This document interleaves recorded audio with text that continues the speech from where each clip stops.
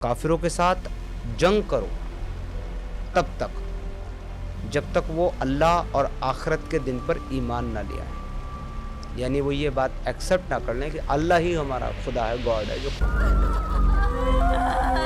Terror returns to the city that never sleeps. The resilient Mumbai has deliberately been attacked. Lashkar Mujahideen could be the one behind the अल्लाह दुनिया से 10 गुना बड़ी जन्नत देगा। उसके अंदर शराब की, दूध की, शहद की नहरें होंगी, 72 बीवियाँ, बड़े जो है स्तनों वाली, खूबसूरत गहरी आंखों वाली, ट्रांसपेरेंट बॉडी वाली, जिसके बारे में कुरान कहता है कि जब तुम मेजॉरिटी में हो, ताकत में हो, तब तुम अमन और पीस की बात मत करो, बल्कि तुम इन काफिरों के जोड़ पर मारो और हम इनके दिलों में तुम्हारा खौफ डाल देंगे। Terror, the word mention in Quran is terror. आपने कुरान भी पढ़ी है, आपने श्रीमद् भागवत गीता भी पढ़ी है, जी। क्या फर्क आपको समझ आया? क्योंकि कुरान कह रहा है किताब अल्लाहु अलैकुम। किताब का मतलब होता है अहकाम, हुक्म, फर्ज। ये तुम्हारे लिए फर्ज है कि जब तुम काफिरों को कत्ल कर चुको और उनकी बीवियां पीछे बचे तो तुम उनके साथ हमबिस्तरी करो, उनके साथ इंटरकोर्स करो। This is an order. या आप इसको आइडल मान सकते हैं कि एक आदमी 53 साल की उम्र में एक 6 साल की बच्ची के साथ शादी करे और 9 साल की उम्र में उसके साथ इंटरकोर्स, फिजिकल रिलेशनशिप बनाए। लेकिन अंदर ही अंदर तो जंग छिड़ी होगी ना, तभी तो जिस पाकिस्तान में कभी बड़ी आबादी के हिंदू रहते थे, सिख रहते थे, आज वहां पर वो आप क्यों देते हैं पाकिस्तान की मिसाल? आपके हिंदुस्तान में अंदर अंदर जंग छिड़ी हुई है, हमारे हिंदुस्तान में अंदर अंदर आग लगी हुई है। कश्मीर क्या है, उसका नमूना ही तो है। बंगाल क्या है, उसका नमूना ही तो है। मस्जिद तोड़ोगे तो दंगे करेंगे, मजार तोड़ोगे तो दंगे करेंगे, फेस्टिवल नहीं मनाने दोगे, ताजिया मुहर्रम नहीं मनाने दोगे तो दंगे करेंगे, रोड पे नमाज नहीं पढ़ने दोगे तो दंगे करेंगे, और फिर तुमको धमकियां भी देंगे कि 15 मिनट के लिए पुलिस हटा दो। क्या होता है ये जन्नत? 2 ही वर्ड बोलूंगा, वही है जन्नत, जीबी रोड। मदरसे में क्या कट्टरता बढ़ाई जाती है? कि क्या इस्लाम टेररिज्म को सपोर्ट करता है? मैंने कहा बिल्कुल नहीं। इस्लाम टेररिज्म को सपोर्ट नहीं करता, इस्लाम टेररिज्म को पैदा करता है। रात दिन 15 मिनट करते रहते हैं। अगर गलती से 120 करोड़ ने 15 मिनट के बारे में सोच लिया ना, तो 15 मिनट भी नहीं लगेगी, 15 सेकंड में काम खत्म।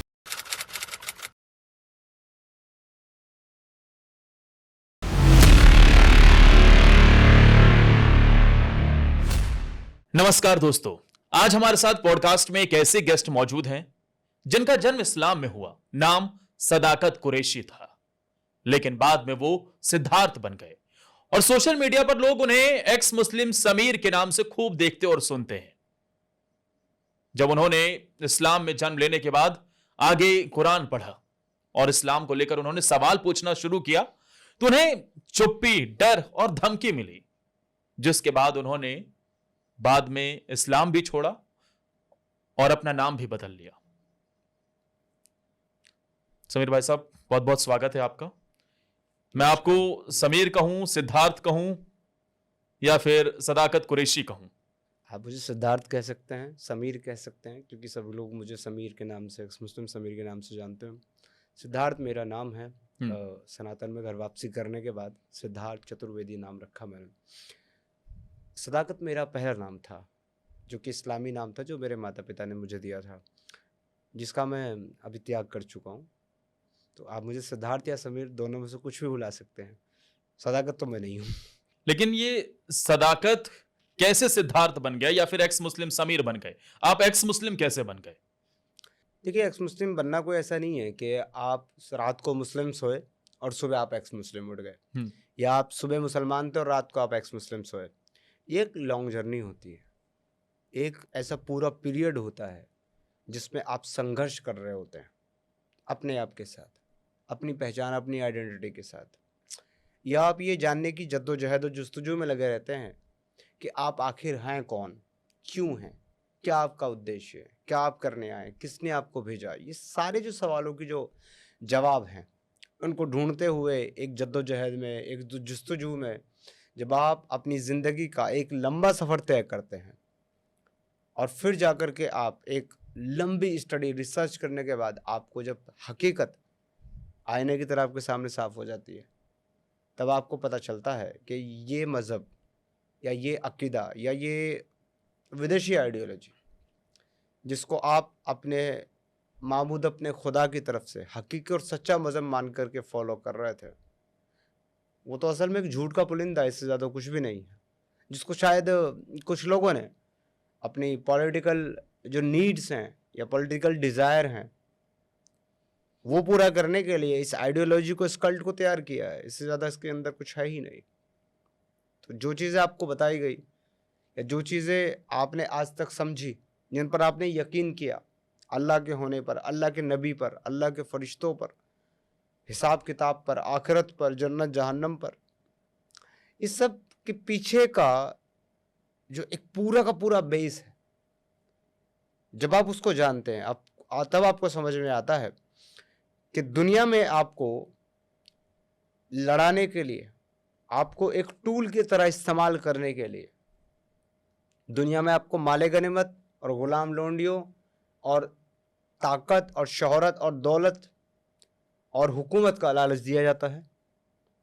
लेकिन हर वॉर के साथ, हर लड़ाई के साथ जो है, जीत के साथ हार भी साथ साथ चलती है।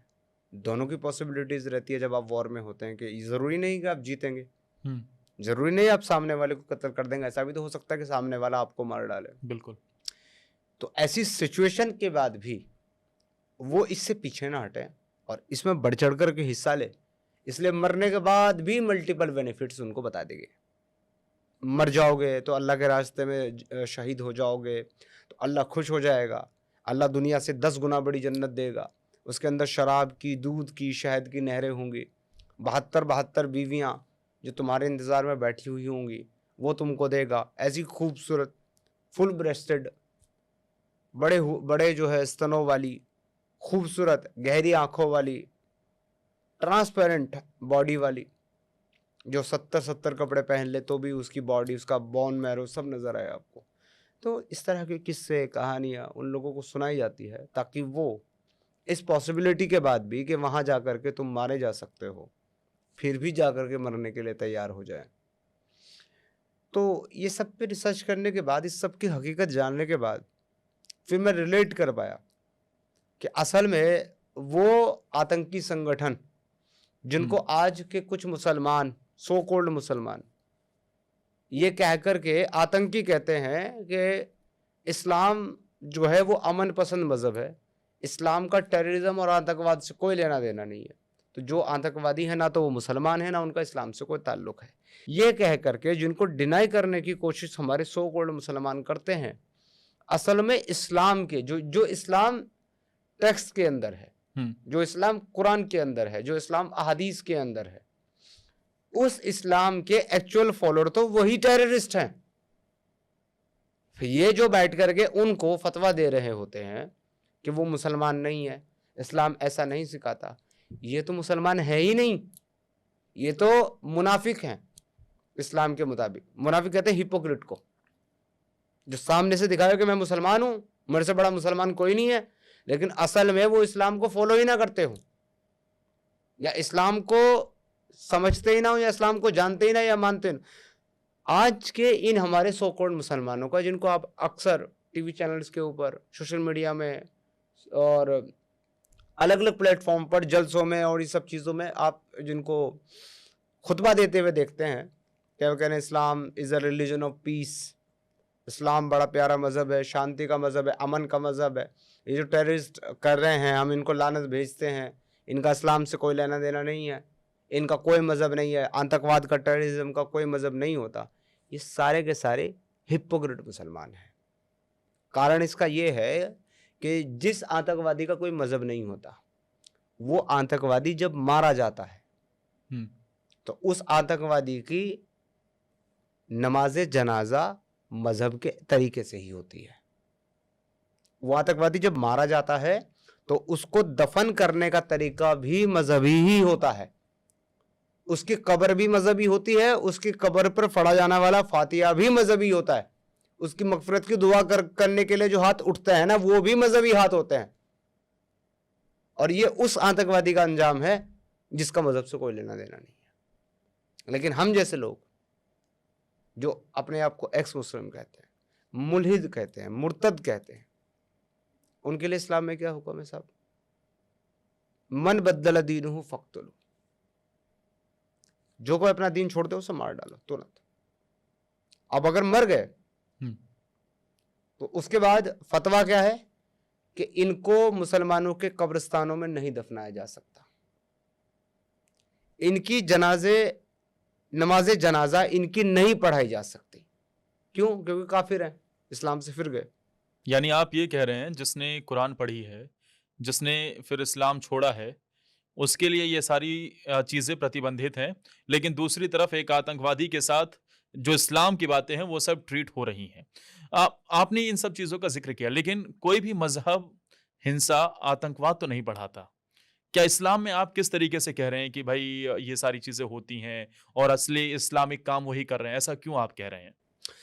देखिए, आपका ये जो एक स्टैंड है ना कि कोई मजहब हिंसा की बातें या फिर नफरती चीज़ें नहीं सिखाता, देखिए मैं इससे अग्री नहीं करता मजहब के कॉन्सेप्ट में, क्योंकि आप जब मजहब कहेंगे तो फिर ये वाला सेंटेंस जो है, ये वाला आर्गुमेंट जो है वो इनवैलिड है। क्यों? बताता हूं मैं आपको आगे। लेकिन अगर आपने यहीं पर धर्म कहा होता तो मैं आपकी बात से अग्री कर जाता। धर्म वाकई लोगों को डिवाइड नहीं करता, वो लोगों को मारता नहीं है, वो लोगों को नफरत नहीं सिखाता।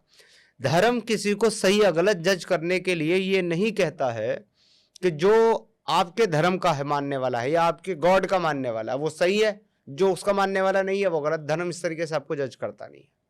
तो धर्म के कॉन्सेप्ट में ये बात बिल्कुल मैं अग्री करूंगा कि हाँ वो नफरत नहीं सिखाता। लेकिन अगर जहां तक मजहब की बात है, पंथ की बात है, आइडियोलॉजी की बात है, दीन की बात है, तो सर ऐसा नहीं है कि वो नफरत नहीं सिखाता, बल्कि जो दीन इब्राहिमी है, जिनको दीन इब्राहिमी कहा गया है, चाहे वो क्रिश्चियनिटी हो, चाहे वो इस्लाम हो, चाहे वो पहले का जुडाइज्म ही क्यों ना हो। जू लोगों ने अब अपने आप को बहुत रिफॉर्म किया, इवन दो क्रिश्चियंस ने भी बहुत रिफॉर्म किया है। इस्लाम एक ऐसा मजहब है जिसमें रिफॉर्मेशन पॉसिबल नहीं है, हो ही नहीं सकती, अलाउ ही नहीं किसी को रिफॉर्म करना, और ना किसी चीज़ का भी डिनाई करना अलाउ है। तो इसमें तो रिफॉर्मेशन नहीं हो सकती। मगर ये तीनों ही आइडियोलॉजी, ये तीनों ही मजहब, इन तीनों के टेस्टिमेंट में, ओल्ड टेस्टिमेंट में, न्यू टेस्टिमेंट में, कुरान में, हदीसों में आपको नफरत मिलेगी, आपको मारकाट मिलेगी। कहाँ पढ़ाया जाता है कुरान के अंदर कि कट्टरता का पाठ, जिहाद का पाठ? मदरसों में। उन मदरसों में पढ़ाया जाता है जहां बच्चों की उम्र 8 से 10 या 12 साल होती है, और उन बच्चों का जो ब्रेन है वो इतना मासूम होता है कि उसको बेचारे को ये पता ही नहीं होता है कि उसको जो पढ़ाया जा रहा है वो है क्या। उसको समझने में, ऑब्जर्व करने में उसको ज़िंदगी के कम से कम 15 से 20 साल लग जाते हैं। एज में पढ़ा तो जाता है उसको 9 साल में, 9 साल में उलूम पढ़ा दी जाते हैं उसको। लेकिन वो जो नफरत वाली आप बात कर रहे हैं, तो कहाँ नहीं पढ़ाया जाता? जहाँ जहाँ कुरान पढ़ी जाती है वहाँ वहाँ नफरत पढ़ाई जाती है, क्योंकि कुरान में ही लिखा हुआ है ना, कातिलुल लज़ीना ला युमिनूना बिल्लाहि वला बिल यौमिल आखिर वला युहर्रिमूना मा हर्रमल्लाहु व रसूलुहु वला यदीनूना दीनल हक्की मिनल लज़ीना ऊतुल किताब हत्ता युतुल जज़ियती अन यदि वहुम सागिरून। ये कुरान में तो लिखा है। क्या मतलब है इसका? काफिरों के साथ जंग करो तब तक जब तक वो अल्लाह और आखिरत के दिन पर ईमान ना ले आए, यानी वो ये बात एक्सेप्ट ना कर लें कि अल्लाह ही हमारा खुदा है, गॉड है, जो क़यामत के दिन, आखिरत के दिन हमसे हिसाब लेगा। तब तक उनके साथ लड़ते रहो। और तो उनके काफिर साथ कौन है? जो अल्लाह पर ईमान नहीं रखते, मोहम्मद पर ईमान नहीं रखते, दीन इस्लाम के हुक्म को नहीं मानते। काफिर का वर्ड्स वाला मीनिंग होता है इनकार करने वाला, ना मानने वाला। किस चीज़ का ना मानने वाला? जो कुछ अल्लाह ने दिया उसका, जो कुछ मोहम्मद ने कहा उसका, जो कुछ इस्लाम ने कहा उसका इनकार करने वाला काफिर है। यानी जो इस्लाम नहीं मानता वो काफिर है? बिल्कुल काफिर है। जो इस्लाम को नहीं मानता और जो इस्लाम के भेजने वाले को नहीं मानता वो काफिर है। तो उनके साथ तब तक लड़ना है जब तक या तो वो ईमान ना ले आए, अल्लाह और मोहम्मद ने जिस चीज़ को फॉरबिडन किया है, हराम किया है, उसको हराम ना माने, या फिर जब तक दीन हक यानी कि इस्लाम को कबूल ना कर ले तब तक उनके साथ लड़ना है। मल्टीपल आयतें हैं, मल्टीपल। सूरह तौबा के अंदर है, सूरह अनफाल के अंदर है, सूरह बकरा के अंदर है, सूरह निसा के भी अंदर है। मोर देन 147 टाइम कुरान के अंदर जिहाद का हुक्म आया है। क्या होता है जिहाद? जिहाद फी सबीलिल्लाह। जिहाद का वर्डली माना है, लफ्जी माना है जद्दोजहद करना, कोशिशें करना। अच्छा। किस चीज की कोशिश करना? अल्लाह के दीन को पूरी जमीन में इस्टेब्लिश करने और कायम करने की जद्दोजहद और कोशिश करने का नाम जिहाद है। ये जमीन अल्लाह की है, सीधा सा कॉन्सेप्ट है। जमीन अल्लाह की है, जमीन को अल्लाह ने पैदा किया है उनके लिए जो अल्लाह के मानने वाले हैं। तो इस जमीन में, अल्लाह की जमीन में, अल्लाह के मानने वालों के लिए सिर्फ और सिर्फ अल्लाह का कानून होना चाहिए और सारे के सारे इंसान अल्लाह का कानून फॉलो करेंगे। जो अपनी चाहत से करेंगे वो ईमान लेकर के आएंगे, जो अपनी चाहत से नहीं करेंगे वो जिजिया यानी कि गुंडा टैक्स पे करेंगे, इस वजह से कि वो अल्लाह के कानून के सामने सरेंडर नहीं कर रहे, अल्लाह के दीन में नहीं आ रहे हैं, वो जिजिया देंगे। और जो बचे कुछ लोग हैं जो ना जिजिया देंगे ना इस्लाम कबूल करेंगे, उनका सिर्फ एक ही अंजाम है जिसके बारे में कुरान कहता है कि जब तुम मेजॉरिटी में हो, ताकत में हो, तब तुम अमन और पीस की बात मत करो, बल्कि तुम इन काफिरों के जोड़ जोड़ पर मारो और हम इनके दिलों में तुम्हारा खौफ डाल देंगे। Terror, the word mention in Quran is terror, but Islam terrorism का मजहब नहीं है। कुरान कहता है ए नबी, हमने तुमको काफिरों के लिए टेरर बना करके भेजा है, टेररिस्ट बना करके भेजा है। बट सर, इस्लाम टेररिज्म को, टेररिस्टों को सपोर्ट नहीं करता है। किस आयत में लिखा हुआ है? मल्टीपल में। I have been commanded to fight with those till they say ला इलाहा इल्लल्लाह। मोहम्मद साहब कह रहे हैं हदीस के अंदर, यू कैन सर्च, कि मुझे हुक्म दिया है अल्लाह ने कि मैं तब तक काफिरों के साथ जंग लड़ता रहूं जब तक वो ला इलाहा इल्लल्लाह ना पढ़ लें, ना तस्लीम कर लें, तब तक। और अगर वो कलमा पढ़ लें, इस्लाम कबूल कर लें, तो फिर उनका माल और उनकी जान मेरे ऊपर हराम हो गई। मतलब ये मोहम्मद साहब कह रहे,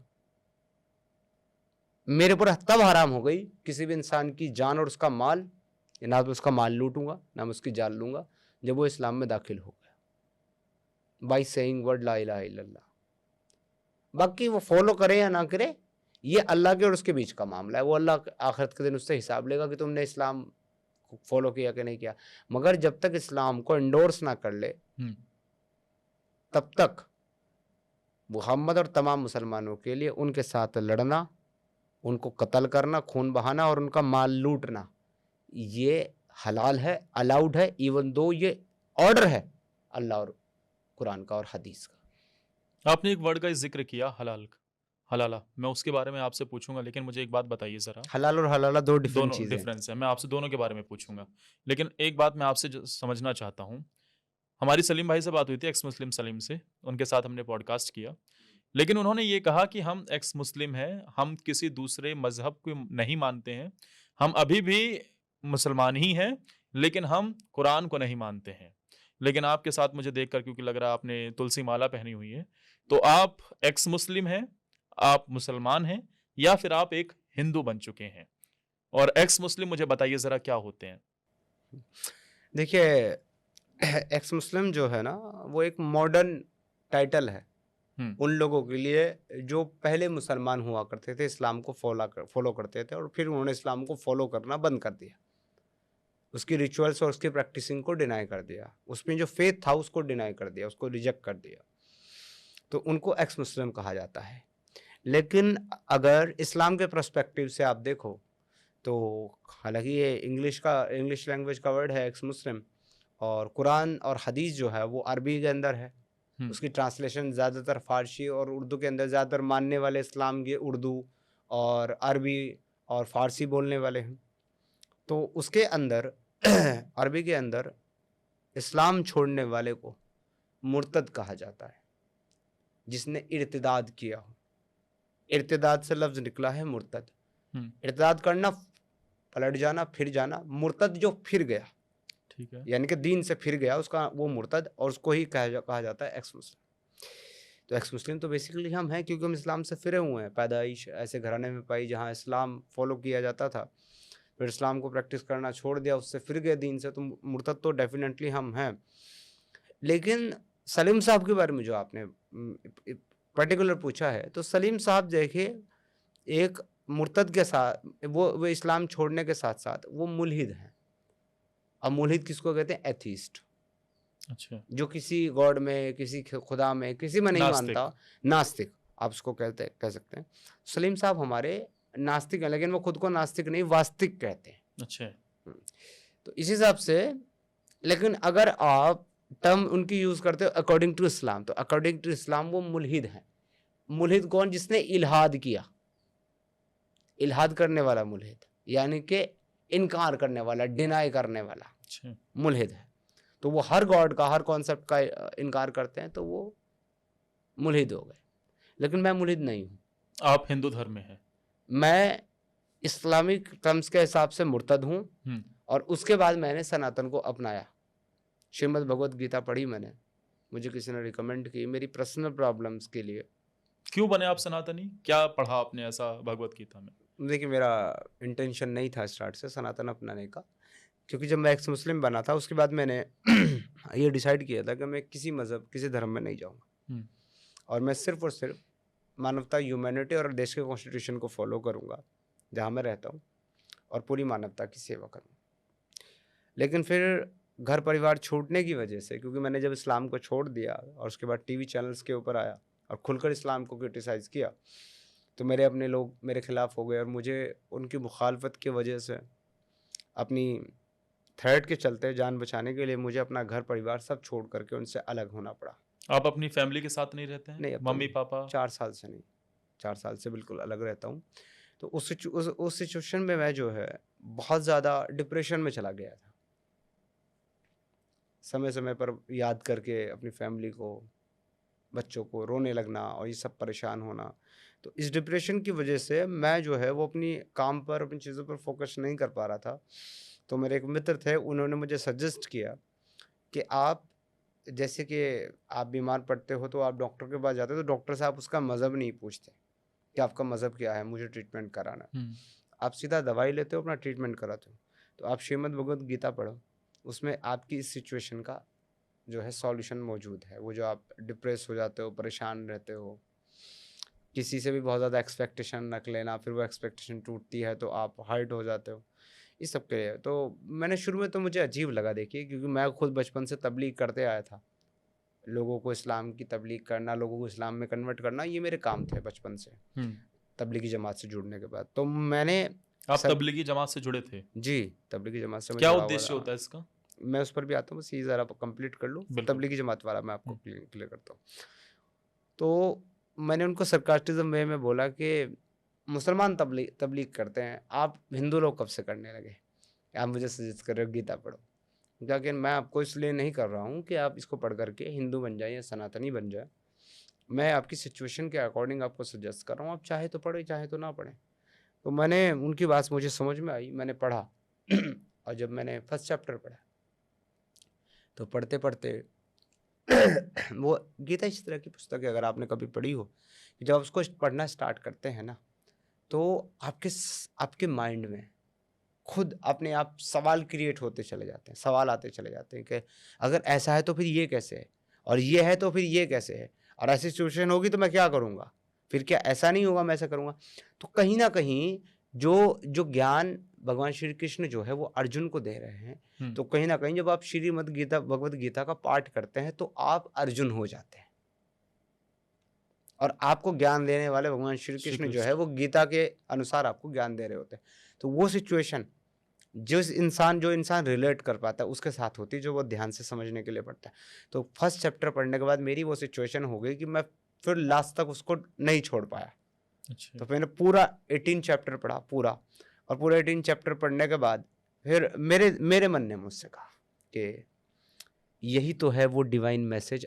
दुनिया में अगर कोई डिवाइन मैसेज है, अगर कोई ऐसा मैसेज है जो पूरी इंसानियत के लिए है, पूरी इंसानियत के मालिक की तरफ से, तो वो मैसेज ये हो सकता है। वो नहीं हो सकता जो मैंने आज तक पढ़ा। मुझे नहीं पता था कि आपने हिंदू धर्म अपना लिया है, मुझे ये भी नहीं पता था कि आपने श्रीमद् भागवत गीता पढ़ी हुई है। जी लेकिन जब आपने पढ़ी हुई है तो ये सवाल ज़रूर उठता है कि आपने कुरान भी पढ़ी हुई है? जी क्या तर्जुमे के साथ पढ़ी है? जी हाँ, कंप्लीट। आपने कुरान भी पढ़ी है, आपने श्रीमद् भागवत गीता भी पढ़ी है। जी क्या फ़र्क आपको समझ आया दोनों ग्रंथों के अंदर, दोनों कुरान के अंदर और श्रीमद् भागवत गीता के अंदर? आपको क्या दिखा दोनों के अंदर, किस तरीके के? श्रीमद् भगवत गीता का बहुत सीधा सा कॉन्सेप्ट है। हुँ, प्रकृति ने आपको मनुष्य बनाया है, इंसान बनाया है, आपको इंसान बने रहना है। यानी आपके जो एक्ट हैं, आपके एट्रीब्यूट्स हैं, आपकी जो ड्यूटी हैं, वो वही हैं जो इंसान की होनी चाहिए। और जैसे ईश्वर ने, परमात्मा ने पूरी प्रकृति बनाई है, तो पूरी प्रकृति को भी एक ड्यूटी दी है। पानी की अपनी एक ड्यूटी है, सूर्य की अपनी एक ड्यूटी है, अदर प्लैनेट्स की अपनी एक ड्यूटी है, हमारे हाँ। चंद्रमा की भी एक ड्यूटी है। हुँ, अगर वो ज़रा भी इधर उधर हो जाए तो हम लोग, तो इस हिसाब से हर एक की ड्यूटी है। और हर एक जो है बगैर किसी भेदभाव के, चाहे वो हवा हो, पानी हो, सूर्य हो, रोशनी हो, वायु हो, जो भी हो, बगैर किसी भेदभाव के, बगैर आपसे कुछ मांगे, विदाउट एनी एक्सपेक्टेशन अपनी ड्यूटी पूरी कर रही है। उसी प्रकृति के साथ साथ ईश्वर ने, बनाने वाले ने, आपको भी उस नेचर, उस प्रकृति का हिस्सा बनाया। तो क्या मनुष्य होने के लिए और एक ऐसा तार्किक प्राणी होने की वजह से जो लॉजिक को भी समझ सकता है, रीजनिंग को भी समझ सकता है, सही और गलत में फ़र्क कर सकता है, उसके पास एक मॉरलिटी, एक समझ, हुँ, क्या हम लोगों को बाकी सारी जितनी भी प्रकृति है, जितनी भी चीज़ें हैं जो ईश्वर ने पैदा की है, क्या हम सब लोगों को उनसे ज़्यादा जिम्मेदार, उदार और दूसरों के काम आने लायक नहीं होना चाहिए? बिल्कुल होना चाहिए। तो यही संदेश और यही आदेश श्रीमद् भगवद गीता आपको देती है, हाँ, जिसको कर्म कहा गया, कर्म योग। हुँ, अब कुरान जो है, हाँ, मैं नहीं बताऊंगा आपको क्या सही है क्या गलत है, मैं आपको दोनों मैसेज आपके सामने रख रहा हूँ, बिल्कुल। सुनने वाले खुद डिसाइड कर हाँ। लेंगे क्या सही है क्या हम्म। गलत। कुरान कहता है अल्लाह ने जिनों को और इंसान को, दो कौमों को दुनिया के अंदर पैदा किया, जो समझ सकते हैं, चल सकते हैं, बोल सकते हैं, बात कर सकते हैं, इनके पास लॉजिक है, मंतिक है। जानवरों के पास अकॉर्डिंग टू इस्लाम रूह नहीं है। जानवरों के पास अकॉर्डिंग टू इस्लाम जो है वो लॉजिक नहीं है, थिंकिंग नहीं है, वो बात नहीं कर सकते, वो सोच नहीं सकते, समझ नहीं सकते, जितनी भी और प्रकृति है। सिर्फ इंसान और जिनों के पास है। अच्छा, तो जिनके पास ये है, उनको अल्लाह ने किस लिए पैदा किया? सिर्फ अपनी इबादत के लिए। जिन्नि वल इंसी इल्ला लियअबुदून वमा खलक़तुल जिन्नि वल इंसी इल्ला लियअबुदून। हमने जिन और इंसान को सिर्फ अपनी इबादत करने के लिए पैदा किया। और ये सारी की सारी कायनात और इसमें जितनी भी चीज़ें, वो सब इंसान के फ़ायदे के लिए पैदा की हैं। तो अब पूरा नेचर इंसान के लिए, और इंसान किसके लिए? खुदा की इबादत करने के लिए। अब जो खुदा की इबादत करता है वो कुंतुम खैरुम उम्मती उखरिजत लिन्नास तामरूना बिल मारूफी व तनहौना अनिल मुनकर व तामरूना बिल्लाह। जो अल्लाह के दीन की मदद करते हैं, अल्लाह के दीन की तबलीग करते हैं, दूसरों तक अल्लाह का दीन पहुंचाते हैं, वो उम्मत खैर हैं, खैरुल उम्मत है। यानी कि दुनिया में सबसे बेहतरीन उम्मत और सबसे बेहतरीन खल्कियत जो है वो इंसान है जो अल्लाह के दीन को फॉलो करते हैं और अल्लाह के दीन की तबलीग करते हैं और दूसरों तक अल्लाह का दीन पहुंचाते हैं। लेकिन जो अल्लाह के दीन को नहीं मानते, जो अल्लाह के दीन को फॉलो नहीं करते, जो अल्लाह के दीन के खिलाफ अमल करते हैं, वो लोग कौन हैं? वो हैं शर्रुल बरैया। क्या मतलब इसका? इसका मतलब है कि जितनी भी खल्कियत, जितनी भी किस्में जीव जंतुओं की, प्राणियों की बनाने वाले ने बनाई है, उसमें सबसे बदतरीन और घटिया वो काफिर है। उनसे बदतरीन, उनसे घटिया और कोई नहीं, सबसे घटिया वो। उसके बाद कुरान कहता है कि मुसलमान जो है वो मुसलमान का भाई है, और मुसलमान को, मुसलमान का कत्ल अगर किसी ने कर दिया, एक मुसलमान ने दूसरे मुसलमान का कत्ल कर दिया, तो उसका ठिकाना सीधा जहन्नम है। सूरह अन-निसा की आयत नंबर 92 अच्छा, ये कहती है। लेकिन वही कुरान ये कहती है कि काफिरों को जहां पाओ वहीं कत्ल करो, और उनकी घात में जगह जगह पर बैठो, और अगर वो तौबा कर लें, नमाज पढ़ने लगे, ज़कात अदा करने लगे, यानी मुसलमान हो जाएं, तो फिर उनका रास्ता छोड़ दो। वरना अगर काफिर हो तो उनकी घात में बैठो और उनको कत्ल करो। सूरह अत-तौबा की आयत नंबर 5। आप और आपकी ऑडियंस डिसाइड कर सकती है। यानी कि मैं इस्लाम नहीं मानता तो मेरे कत्ल करने की इजाजत कुरान देता है, इस्लाम देता है? इजाजत नहीं, हुक्म देता। अच्छा, इजाजत तो होता है कि आपने मेरे से परमिशन मांगी किसी चीज की, मैंने ये कहा ठीक है order भाई, ठीक है भाई, बट एक होता ऑर्डर, आपने ये करना ही है। सूरह अन-निसा की आयत नंबर 24 कहती है, वल महसिनाति मिनन निसाई इल्ला मा मलकत अयमानुकुम किताबल्लाहु अलैकुम उहिल्ला लकुम मा वरा ज़ालिकुम अन तब्तगु बिअम्वालिकुम मुहसिनीना गैर मुसाफिहीन। तुम्हारे लिए शोहर वाली औरतें यानी शादीशुदा महिलाएं हराम है कि तुम उनके साथ निकाह करो या उनके साथ हमबिस्तरी करो, फिजिकल रिलेशनशिप बनाओ। लेकिन वो काफिरों की बीवियां जो तुम्हारे कब्जे में माले गनीमत में आ गई हैं, यानी कि तुमने वॉर लड़ी, काफिरों को तुमने या हरा दिया, तुमने उसको गिरफ्तार कर लिया, या फिर तुमने उसको कत्ल कर दिया, तो अब उसकी जो बीवी हैं जो घरों में बैठी हुई हैं, वो भी तुम्हारे लिए जायज हैं, हलाल हैं। और ये इजाजत नहीं है, देखिए ये इजाजत नहीं है, ऑर्डर है, ये ऑर्डर है, अहकाम है। क्योंकि कुरान कह रहा है किताब अल्लाहु अलैकुम। किताब का मतलब होता है अहकाम, हुक्म, फर्ज।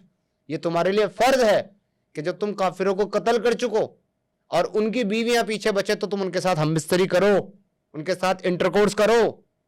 दिस इज एन ऑर्डर, इजाजत नहीं है सर।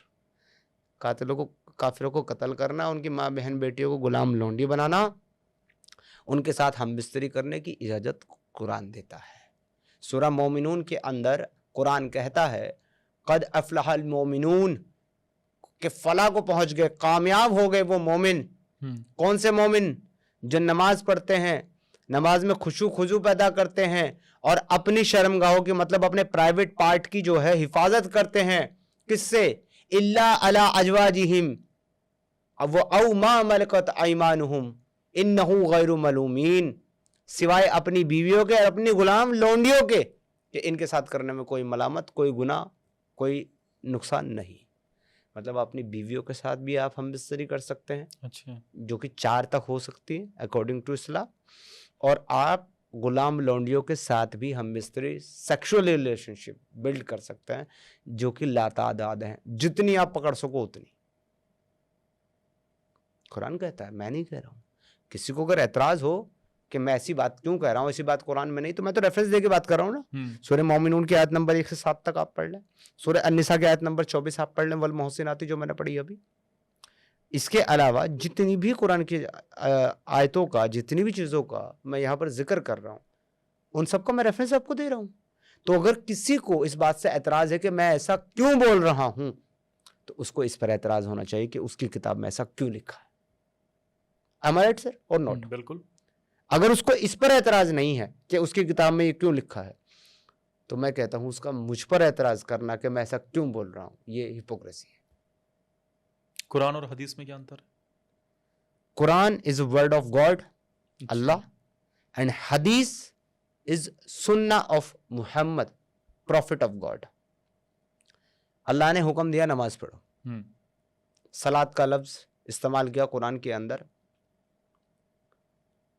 और उस पर हुक्म दिया कि सलात अदा करो।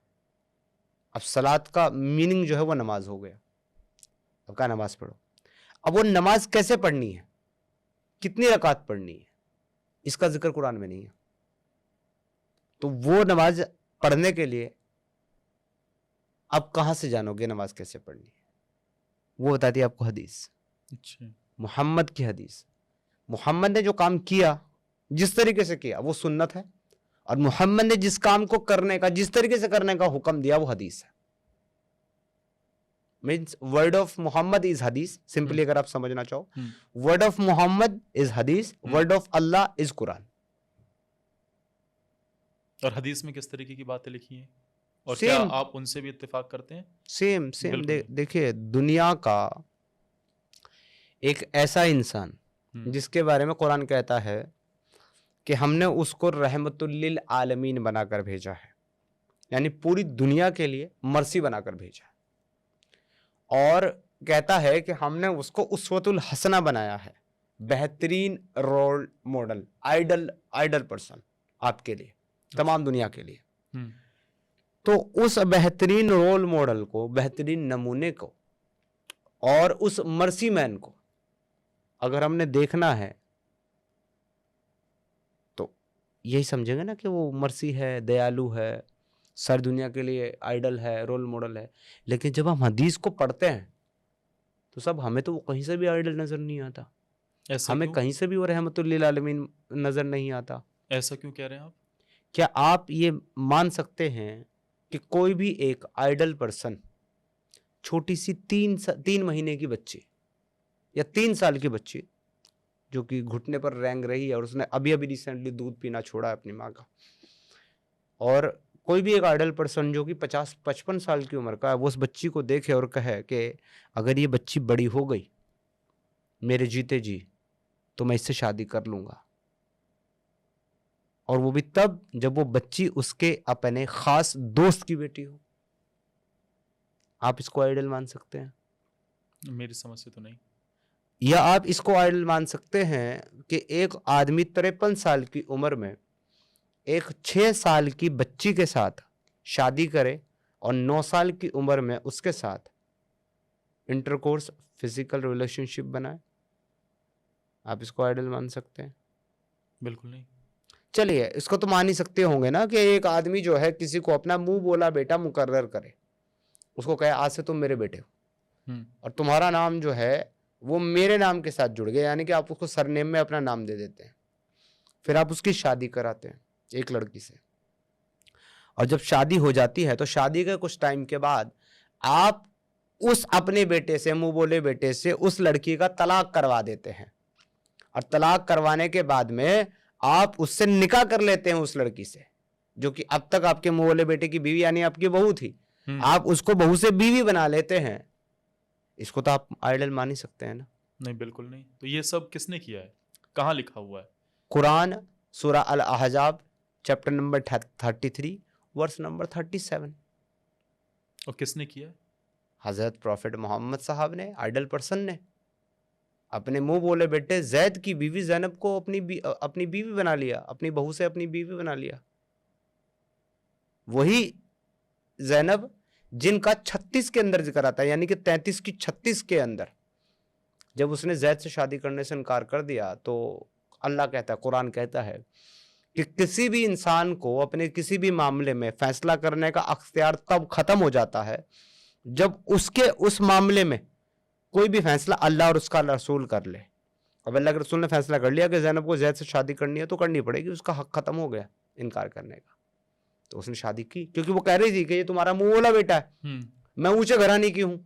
क्योंकि उस टाइम पे अरबियों के अंदर जो है ना वो खानदान, ट्राइब, हसब नसब बहुत चलता था, तो कहती है कि तुम्हारा मुंह बोला बेटा है, गुलाम है, तुम्हारी पहली बीवी खदीजा ने तुमको गुलाम, उसका गुलाम था, उसने तुमको तोहफे में दिया, तुमने बेटा बना लिया, मैं इसके साथ शादी कैसे कर सकती हूँ? अल्लाह ने कह दिया कि नहीं। लड़के ने इनकार किया। हाँ, ज़ैनब ने इनकार किया, तो अल्लाह ने कह दिया कि नहीं, तुम्हारे पास ये अख्तियार नहीं है कि तुम इसके बाद इनकार करो कि मोहम्मद ने हुक्म सुना दिया, मेरे रसूल ने तुमको हुक्म सुना दिया कि तुम्हें शादी करनी, लिहाजा उसने की। उसके कुछ दिन बाद इनकी तारीखी किताबों में लिखा हुआ है कि मोहम्मद साहब जो है वो गए ज़ैनब के घर पे जैद से मिलने, जैद वहाँ थे नहीं, ज़ैनब घर के कपड़ों में, शायद नामुकम्मल कपड़ों में, यानी मुकम्मल तौर पर कपड़े नहीं थे बदन पर, उस सिचुएशन में हालत में काम कर रही थी। मोहम्मद साहब ने देखा उस सिचुएशन में, कहा सुभान अल्लाह या मुक़ल्लिबुल क़ुलूब, तमाम तारीफ तो उस अल्लाह के लिए है जो किसी की भी तरफ दिल फेर देता है, यानी कि दिल माइल कर देता है, या ये कह सकते हैं कि किसी पे भी दिल आ जाता है उसका, तो सब तारीफ अल्लाह के लिए जो किसी पर भी दिल उसका ला सकता है। घर जाते हैं, उसके बाद में जब शाम को जैद आते हैं तो ज़ैनब कहती है कि आपके अब्बू आए थे और इस तरह के अल्फाज कह के गए, तो जैद पहुंच जाते हैं अपने वालिद साहब के पास, क्योंकि एहसान के नीचे दबा हुआ लड़का है, एक गुलाम था, बाप मिल गया, उसने अपना बेटा बना लिया, वक्त का नबी है जिसको सब अपना प्रॉफिट मानते हैं, वो उसको बेटा बना ले तो उसके लिए तो बड़ी बात है। तो एहसान में दबा हुआ ये जैद कहता है कि मैं उसको तलाक दे देता हूँ, आप उससे शादी कर लें ज़ैनब से। तो रसूलुल्लाह कहते हैं कि नहीं नहीं, अल्लाह से डरो और अपनी बीवी को अपने पास रख। आगे वही आयत कहती है लेकिन अल्लाह जाहिर करने वाला था वो बात जो आपने अपने दिल में छुपा रखी थी। कौन सी बात? जैद तलाक दे दे तो मैं शादी कर लूं। लिहाजा जब आपके बेटे जैद ने उससे अपनी कोई हाजत, अपनी कोई ख्वाहिश नहीं रखी, तो हमने आपका निकाह उसके साथ कर दिया। ये अल्लाह कह रहा है कुरान में, अल्लाह कह रहा है कुरान में कि हमने तुम्हारे मुंह बोले बेटे की बीवी से तुम्हारी शादी करा दी है, ताकि मुसलमानों को अपने मुंह बोले बेटों की बीवियों से शादी करने में कोई दिक्कत ना रहे जब उनको तलाक दे दें। आइडल मानते हैं आप इस पर्सन को? आपने कुरान पढ़ी, कब आपको ऐतराज हुआ? उसकी लिखी हुई किस बात से सबसे पहले ऐतराज हुआ था? क्या आपने, आप इतने इमाम हैं, मदरसे में मौलाना हैं, क्या आपने किसी से सवाल पूछने की कोशिश की कि भाई ये लिखा हुआ है, ये चीज़ें ऐसी होनी चाहिए थी? पूछा मैंने, उन्होंने कहा कि जो मुंह बोला बेटा होता है वो सगा बेटा नहीं होता, लिहाजा कर सकते हो।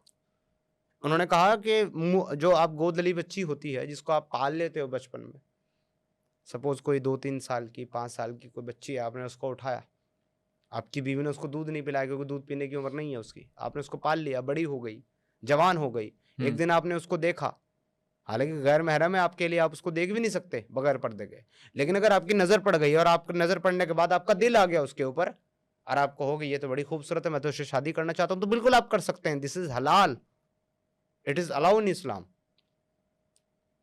तो ये इस्लाम है साहब, वो मानते हैं कि हाँ हलाल है हमारे यहाँ, हम कर सकते हैं। तो वो मानते हैं ये समझ करके कि ये हमारे अल्लाह का हुक्म है, ये हमारे नबी की सुन्नत है। मगर मेरे जैसा इंसान लानत भेजता है ऐसे हुक्म पर और ऐसी सुन्नत पर जो इंसान से उसके इंसान होने का एहसास तक छीन ले। इसीलिए साहब मैं मुसलमान नहीं, क्योंकि मैं इसको खुदा का हुक्म और नबी की शान समझ करके इसको एक्सेप्ट नहीं कर सकता कि एक शख्स अपने ही मुंह बोले बेटे की बीवी से शादी करे, या एक शख्स छोटी सी बच्ची से शादी करे, या एक शख्स जब अपने घर से बाहर निकले और जाते हुए एक महिला को रास्ते में देखे और देख करके जो है ना तुरंत अपने घर वापस जाए और अपनी बीवी का हाथ पकड़ के उसको घर के अंदर ले जाए, जब वो कुछ काम कर रही थी, चमड़े को रंग दे रही थी, उसको उसी हालत में उठा करके ले जाए, उसके साथ फिजिकल इंटरकोर्स करे और फिर बाहर आकर के अपने जो सहाबा हैं, अपने जो मानने वाले हैं, उनसे कहे कि जब भी तुम किसी महिला को देख लो तो घर जाकर अपनी बीवियों के साथ सेक्स करो, क्योंकि महिला जो है वो शैतान की शक्ल में आती है। तो एक ऐसा इंसान जिसकी डिजायर, जिसकी लस्ट के ऊपर, I am sorry for my word but this is reality, जिसकी डिजायर, जिसकी सेक्सुअल डिजायर के ऊपर उसका इतना भी कंट्रोल नहीं है कि वो घर से बाहर जिस काम को करने के लिए निकला है वो काम करने चला जाए, वो देख करके वापस अपनी बीवी के पास आकर के पहले अपनी लस्ट, अपनी डिजायर पूरी करता है और फिर बाहर जाकर के दूसरों को बताता है कि तुम भी ऐसा ही करो। सो साहब मैं उसको आइडल नहीं मान सकता, मैं उसको रोल मॉडल नहीं मान सकता। मुसलमान उसको रोल मॉडल मानते हैं, इसीलिए वो मुसलमान है, मैं नहीं मानता, इसीलिए मैं मुर्तद हूँ, काफिर हूँ, एक्स मुस्लिम। जिन 3 साल की बच्ची का आप जिक्र कर रहे हैं उनके बारे में जरा बताइए। इब्ने अब्बास की बेटी हैं, जिसका आपको मुस्नद अहमद की हदीस के अंदर वाज़ेह तौर पर जिक्र मिल जाएगा। इब्ने अब्बास जो हुजूर मोहम्मद साहब के कंपेनियन भी हैं, सहाबा भी हैं और उनके चचेरे भाई भी हैं, उनके घर जाते हैं एक दावत के मौके पर और वहाँ देखते हैं उस छोटी सी बच्ची को जो कि घुटनों पर चल रही है। तो रसूलुल्लाह कहते हैं बड़ी प्यारी बच्ची है, अगर मेरे ज़िंदा रहते ये जवान हो गई तो मैं इससे शादी कर लूँगा। अब कोई अपोज नहीं कर पाता, कोई कुछ बोल नहीं पाता, क्यों? क्योंकि प्रॉफिट है, अल्लाह के नबी हैं, उनके खिलाफ आवाज़ उठाओगे तो जहन्नम जाओगे। कुरान कहता है मेरे नबी की आवाज़ से ऊंची आवाज़ मत करो, नबी की आवाज़ से ऊंची आप आवाज़ नहीं कर सकते। अतिउल्लाहि व अतिउर रसूल, अल्लाह की इताअत करो, अल्लाह के रसूल की इताअत करो, जो अल्लाह कहे वो मानो, जो अल्लाह का रसूल कहे वो मानो। अल्लाह का रसूल जब चाहे जिससे चाहे निकाह कर सकता है, निकाह की पेशकश दे सकता है, एवं दो अगर वो किसी और की बीवी है और अल्लाह के रसूल को वो पसंद आ गई, तो उस शौहर के लिए, उस हस्बैंड के लिए ये जायज़ नहीं है कि वो अपनी बीवी को निकाह में रखे। उसको चाहिए फ़ौरन तौर पर अपनी बीवी को तलाक दे दे ताकि रसूलुल्लाह उसके साथ निकाह कर लें या उससे सेक्सुअल डिज़ायर अपनी पूरी कर लें। लेकिन उन्हीं रसूल साहब की जो बीवियां हैं रसूल अल्लाह के मरने के बाद वो किसी और से शादी नहीं कर सकती। क्यों? क्योंकि वो तमाम मुसलमानों की माएँ हैं, अच्छा। वो सबकी माएँ हैं। तो सूरह अल-अहज़ाब की आयत नंबर 2-3 जब आप पढ़ेंगे तो वहाँ पर कुरान कहता है कि अपनी जिन बीवियों को तुम ज़हर कह बैठते हो, यानी कि तुम उनको माएँ कह बैठते हो, तो तुम्हारे कहने से वो तुम्हारी माएँ नहीं हो जाती, क्योंकि ना तो अल्लाह ने एक इंसान के सीने में 2 दिल बनाए हैं और ना ही अल्लाह ने तुम्हारे उन बेटों को तुम्हारे हकीकी असल बेटे बनाया है जिनको तुमने गोद लिया हुआ है। ये तो तुम्हारे मुंह की बातें हैं जिनसे अल्लाह का कोई लेना देना नहीं। कुरान ऐसा कहता है, लेकिन वही कुरान कहता है उसी चैप्टर सूरह अल-अहज़ाब के चैप्टर में ही आगे कहता है कि मोहम्मद साहब की जो बीवियां वो तुम्हारी माएँ हैं। अब ये देखे कि जब मुंह से आप किसी को माँ नहीं कह सकते, मुंह से आप किसी को बेटा नहीं कह सकते, तो मोहम्मद साहब की जो बीवियां हैं वो मुसलमानों की माँ कैसी हुई सर? मुंह बोली तो हुई। तो वो क्यों है? वो इसलिए है ताकि मोहम्मद साहब से के जाने के बाद मोहम्मद साहब की बीवियों के साथ कोई दूसरा शादी ना कर पाए, इस वजह से। और मोहम्मद साहब के लिए सब जायज़ है। सूरह 33 की ही 50 जब आप आयत पढ़ते हैं तो आपको पता चलता है कि मोहम्मद साहब के लिए सब कुछ जायज़ कर दिया गया। वो बीवियां जिनके महर दे चुके हैं, वो मामा, फूफी, खाला, चाचा की बेटियां जिन्होंने तुम्हारे साथ हिजरत की है, यहाँ तक कि तुम्हारी वो गुलाम लौंडिया भी जो तुम्हारी मिल्कियत में है, वो भी तुम्हारे लिए जायज़ है। इसके अलावा वो महिला जो अपना नफ्स आपको हिबा करना चाहिए, मतलब एज ए गिफ्ट आपको देना चाहे अपने आप को, कि I want to spend some time with you O prophet, ये सब लिखा हुआ है। It is mention in Quran सूरह अल-अहज़ाब आयत नंबर 50।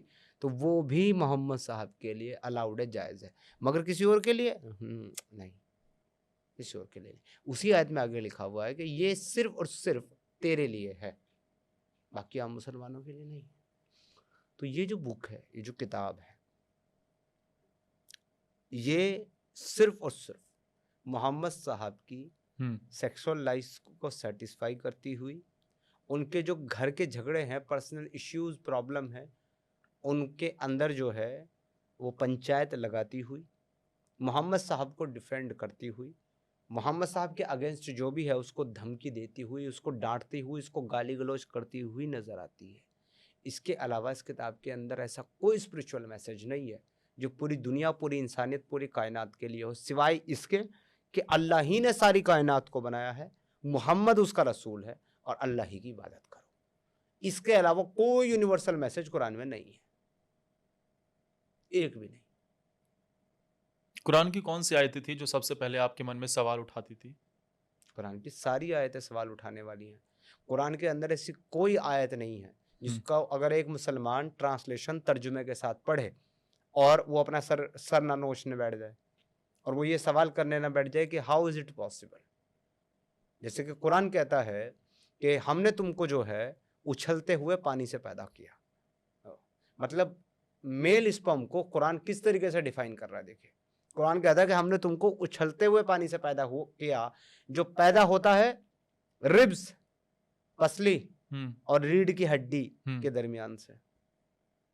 अब बताइए, अगर कोई जरा भी साइंस का स्टूडेंट होगा, साइंस पढ़ा हुआ होगा, मेडिकल साइंस किसने जरा सी भी पढ़ी होगी या उसका जरा सा भी वास्ता रहा होगा मेडिकल साइंस से, वो अपने बाल नोचेगा कि नहीं नोचेगा इसको पढ़कर? मगर ये कुरान का साइंस है, ये उस किताब का साइंस है जिसके बारे में मुसलमानों का ये क्लेम है कि सारा का सारा साइंस हमारी कुरान से ही निकला है। ये उस कुरान का साइंस है। उस कुरान का साइंस ये भी कहता है कि हमने जमीन के ऊपर पहाड़ों को जो है कील बना करके ठोक दिया ताकि ये जमीन तुमको लेकर के चलना पड़े, ये उड़ ना जाए। इट इज इन कुरान, सूरह फुस्सिलत आयत नंबर 10 पढ़ लीजिए आप खोल करके। मैं अपनी तरफ से कुछ नहीं कहता, मैं एक भी वर्ड बोलूंगा उसका हवाला दूंगा, एक भी वर्ड। ये उस साइंटिफिक किताब के बारे में बात करते हैं और सारा साइंस उस किताब से निकला है जो ये कहती है कि अल्लाह ने पहले 2 दिन में जमीन बनाई, फिर 4 दिन में उसके ऊपर खाने पीने की चीजें, जानवर, फसलें पैदा की। उसके बाद अल्लाह को याद आया कि आसमान भी तो बना था, सुम्मस्तवा इलस समाई अलल अर्श। इसके बाद वो आसमान की तरफ मुतवज्जे हुआ और फिर उसने 7 आसमान बनाए और 7 आसमान बनाने के बाद जो आसमान दुनिया है उसके ऊपर उसने चांद, सितारे, सूरज को जो है वो जैसे हम कोई लैंप लगाते हैं, कोई रोशनी की नुमाइश की चीज लगाते हैं, वैसे लगा दिया। मतलब जमीन को, पानी को, खाने पीने की चीजों को पैदा करने के बाद, उस पर पहाड़ ठोकने के बाद फिर अल्लाह ने सात आसमान और चांद सितारे और सूरज बनाए हैं। ये उस साइंटिफिक कुरान के बारे में क्लेम करते हैं कि सारा साइंस हमारी इस किताब से निकला। अगर कोई जरा भी साइंस का स्टूडेंट हो, पढ़ा लिखा हो ना, उसके पास हमारे इन सवालों के दो ही जवाब हैं। एक तो जवाब ये है कि यहाँ पर मेटाफोरिकल वे में बात हो रही है, अच्छा, एग्जैक्ट बात नहीं हो रही साइंस की। तो जब कोई इंसान ये कहता है कि मेटाफोरिक वे में बात हो रही है, तो वो तो खुद ही मान लेता है कि यहाँ पर साइंस की बात हो ही नहीं रही, फिर साइंस से कोई लेना देना ही नहीं है। और दूसरा जवाब हमारे इन सवालों का ये है मुसलमानों के बाद, जैसे कि जोकर नालायक, जैसे डॉक्टर जाकिर नायक जिसको कहते हैं, ये उसको हम जोकर नालायक के नाम से नवाजते हैं। वो कहता है Quran is the book of science not science. वो ऐसे करके बोलता है, वो जबान देखना उसके दांतों के बीच में रख लेता है, जब बोलता है तो ऐसे कहता है Quran is the book of science not science. तो अगर कुरान जो है वो साइंस की बुक है, साइंस की बुक नहीं है, तो मुसलमानों का ये क्लेम कहाँ से आता है कि सारा का सारा साइंस तो कुरान से ही निकला है। और जब आप साइंस देखने जाओगे कुरान में, तो आप साइंस से जो है दंडवत माफिया मांगोगे कि मुझसे गलती हो गई कि मैं तुम्हें खोजने के लिए इस किताब को खोला।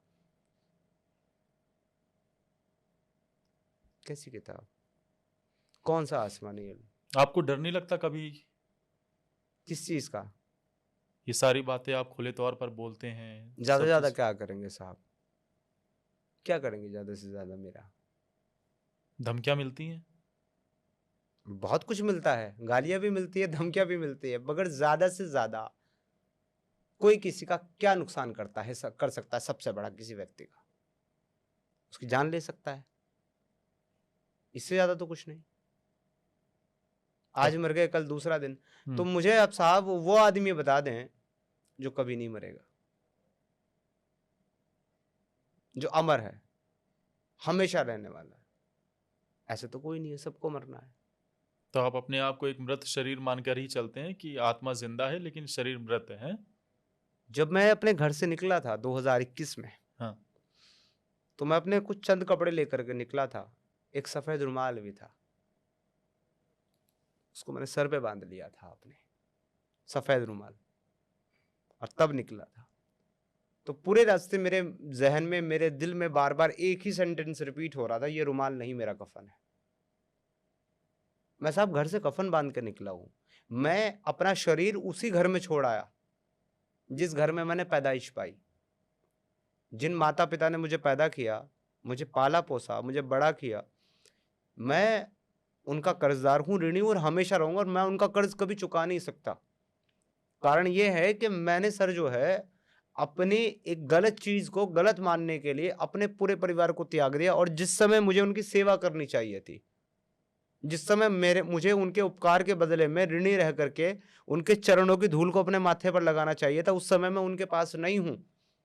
लेकिन मैं अपना शरीर, जो शरीर मुझे उनसे प्राप्त हुआ था, आत्मा तो मेरी स्वतंत्र है, अजर अमर है, वो तो फिर कहीं और जाएगी, फिर कहीं और जाएगी। आत्मा तो कभी नहीं मरती, शरीर मरते हैं।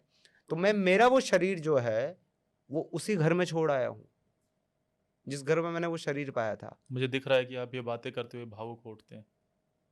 मुझे देखिए, परिवार, रिश्ते, ये जो है भगवान की माया ऐसी है कि इसमें इंसान उलझा रहता है, ये जानने के बाद भी कि उसके रिश्ते जो है वो असल नहीं है, हकीकी नहीं है, वो इस जीवन तक है मात्र। ये जीवन, ये शरीर समाप्त तो वो रिश्ते भी समाप्त, फिर दूसरा जन्म, दूसरा शरीर, दूसरी लाइफ। लेकिन कहीं ना कहीं फिर भी हम ऋणी जिनके हैं उनका ऋण हमको चुकाना चाहिए। तो मुझे अफसोस अगर जरा भी किसी भी बात का है आज इस्लाम छोड़ने के बाद, तो वो यही है कि मैं मेरे माता पिता और अपने परिवार का ऋण नहीं चुका पाया इस जीवन। बाकी सारी मानवता के लिए तो मैं काम कर रहा हूँ। जिस धर्म को लेकर आप बात कर रहे हैं समीर भाई, 57 मुस्लिम देश टिके हैं उस पे, 57 मुस्लिम देशों से आप पंगा ले रहे हैं। मुस्लिम देश है सर, इस्लामिक नहीं है वो इस्लाम मानते हैं सर। इस्लाम तो ये बांग्लादेशी, पाकिस्तानी, इंडियन भी मानते हैं, बट हम इस्लामिक देश नहीं है सर। इवन दो पूरी दुनिया के अंदर इंडोनेशिया के बाद भारत ही ऐसा दूसरा सबसे बड़ा देश है जिसके अंदर सबसे ज्यादा मुसलमान रहते हैं। तो क्या ये मुसलमान इस्लाम नहीं मानते सर? तो क्या हमारा भारत इस्लामिक देश है? बिल्कुल नहीं। तो इस्लाम मानना इस्लामिक देश होना नहीं होता सर। और मुस्लिम देश और इस्लामिक देश, बहुत डिफरेंस है इन दोनों में। क्या अंतर है? पाकिस्तान मुस्लिम देश है, हाँ, इस्लामिक देश नहीं है। इस्लामिक मुल्क वो उन्होंने अपने है आप को इस्लामिक कंट्री घोषित कर रखा है। सर। अपने आप को सेल्फ प्रोक्लेम तो कोई किसी को कुछ भी साबित कर सकता है ना। सेल्फ प्रोक्लेम इस्लामिक स्टेट, एक मुसलमान इस्लाम इस्लामी- मानता है ना। देखिए उनका है कंप्लीट नेम इस्लामी जमहूरियत पाकिस्तान, इस्लामिक स्टेट पाकिस्तान। तो वो अपने आप को इस्लामिक स्टेट कह रहे हैं, मगर क्या वो इस्लामिक स्टेट हैं अकॉर्डिंग टू इस्लाम? जवाब है नहीं। क्योंकि इस्लामिक स्टेट वो है साहब जहां पर शरिया कानून कंप्लीटली एस्टेब्लिश और नाफिज हो। पाकिस्तान में नहीं है। पाकिस्तान में 75% ब्रिटिश लॉ है, जो हमारे इंडिया में सेम आपको कॉन्स्टिट्यूशन, सेम धाराएं, सेम आपको ऑफेंस सब कुछ मिलेगा उनके 75% लॉ में। 25% उन्होंने अपने अंदर कुछ चीजें की हुई हैं, जैसे ब्लेसफेमी लॉ, जैसे कि उनके लिए पर्टिकुलर कादियानी के लिए एक लॉ बना रखा है। ये अपने आप को मुसलमान नहीं कह सकते, ये अपने आप को मोहम्मद नहीं कह सकते, इसको ब्लेसफेमी कंसिडर कर देंगे।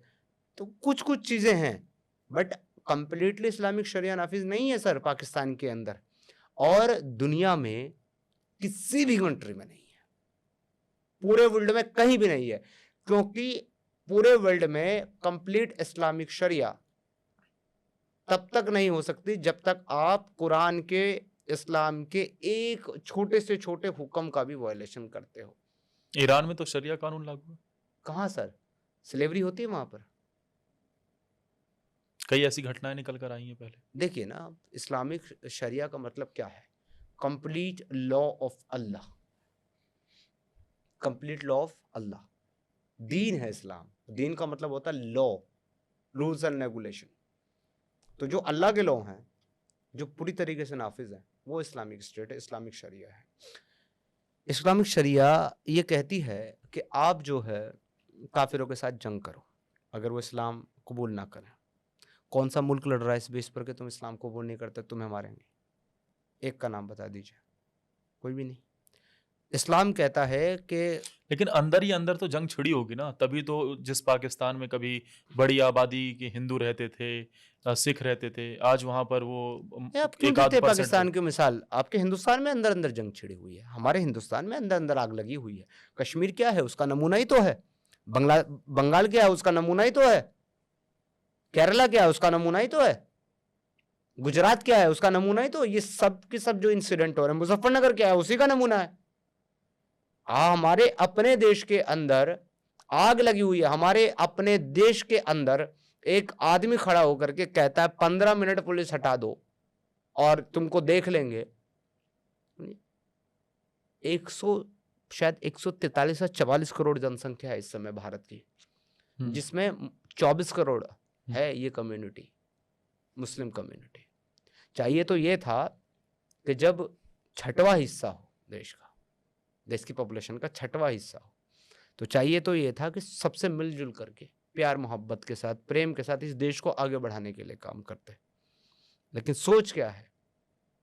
मस्जिद तोड़ोगे तो दंगे करेंगे, मजार तोड़ोगे तो दंगे करेंगे, फेस्टिवल नहीं मनाने दोगे, ताजिया मुहर्रम नहीं मनाने दोगे तो दंगे करेंगे, रोड पे नमाज नहीं पढ़ने दोगे तो दंगे करेंगे, और फिर तुमको धमकियां भी देंगे कि 15 मिनट के लिए पुलिस हटा दो।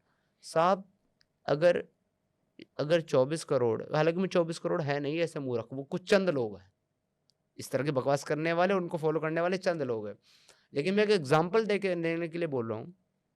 24 करोड़ जो है ना, रात दिन 15 मिनट करते रहते हैं। अगर गलती से 120 करोड़ ने 15 मिनट के बारे में सोच लिया ना, तो 15 मिनट भी नहीं लगेगी, 15 सेकंड में काम खत्म हो जाएगा। और ये जो गलतफहमियां हैं, ये जो बेवकूफ़ी भरी बातें हैं, इसकी हकीकत वो लोग भी जानते हैं जो इन बातों को करते हैं। लेकिन बस उनको अपना पॉलिटिकल एजेंडा सीधा करना है, लोगों को बेवकूफ बनाकर। नहीं, एक तो ये पॉलिटिकल एजेंडा हो गया। दूसरी तरफ अगर असम के मुख्यमंत्री ये कहते हैं, हिमंता बिस्वा शर्मा, कि 2040 तक असम मुस्लिम बहुल राज्य हो जाएगा, हम इसे डिले तो कर सकते हैं लेकिन रोक नहीं सकते। तो फिर क्या समझ आता है? जिस राज्य में अभी भी हिंदू बाहुल्य आबादी है, हिंदू मेजोरिटी में है, हिंदू माइनॉरिटी हो जाएंगे, मुस्लिम मेजोरिटी हो जाएंगे, क्या कारण है? क्यों नहीं हो सकते? 1947 में पाकिस्तान के अंदर, आप ही मिसाल दे रहे थे, 22.2% हिंदू थे। आज कितने हैं साहब? 1.2%। कहाँ गए 51%? 21% कहाँ गए हिंदू? उनको जमीन खा गई कि आसमान निकल गया? और उनके बच्चे भी हुए होंगे सर, 75 साल हो गए, 75 सालों में बच्चे नहीं हुए होंगे? तो ऐसा क्या होता है, ऐसा क्या पढ़ाया जाता है, क्या किया जाता है? सिंपल सी बात है, इस्लाम और कुरान फॉलो किया जाता है। या तो कन्वर्ट हो जाओ, कन्वर्ट नहीं होते हो तो चले जाओ, नहीं तो मारे जाओ, या जिज़िया दो। तो वहां पर पाकिस्तान के अंदर तो पूरी मेजोरिटी और ताकत में है, तो पूरा इस्लाम फॉलो किया जा रहा है।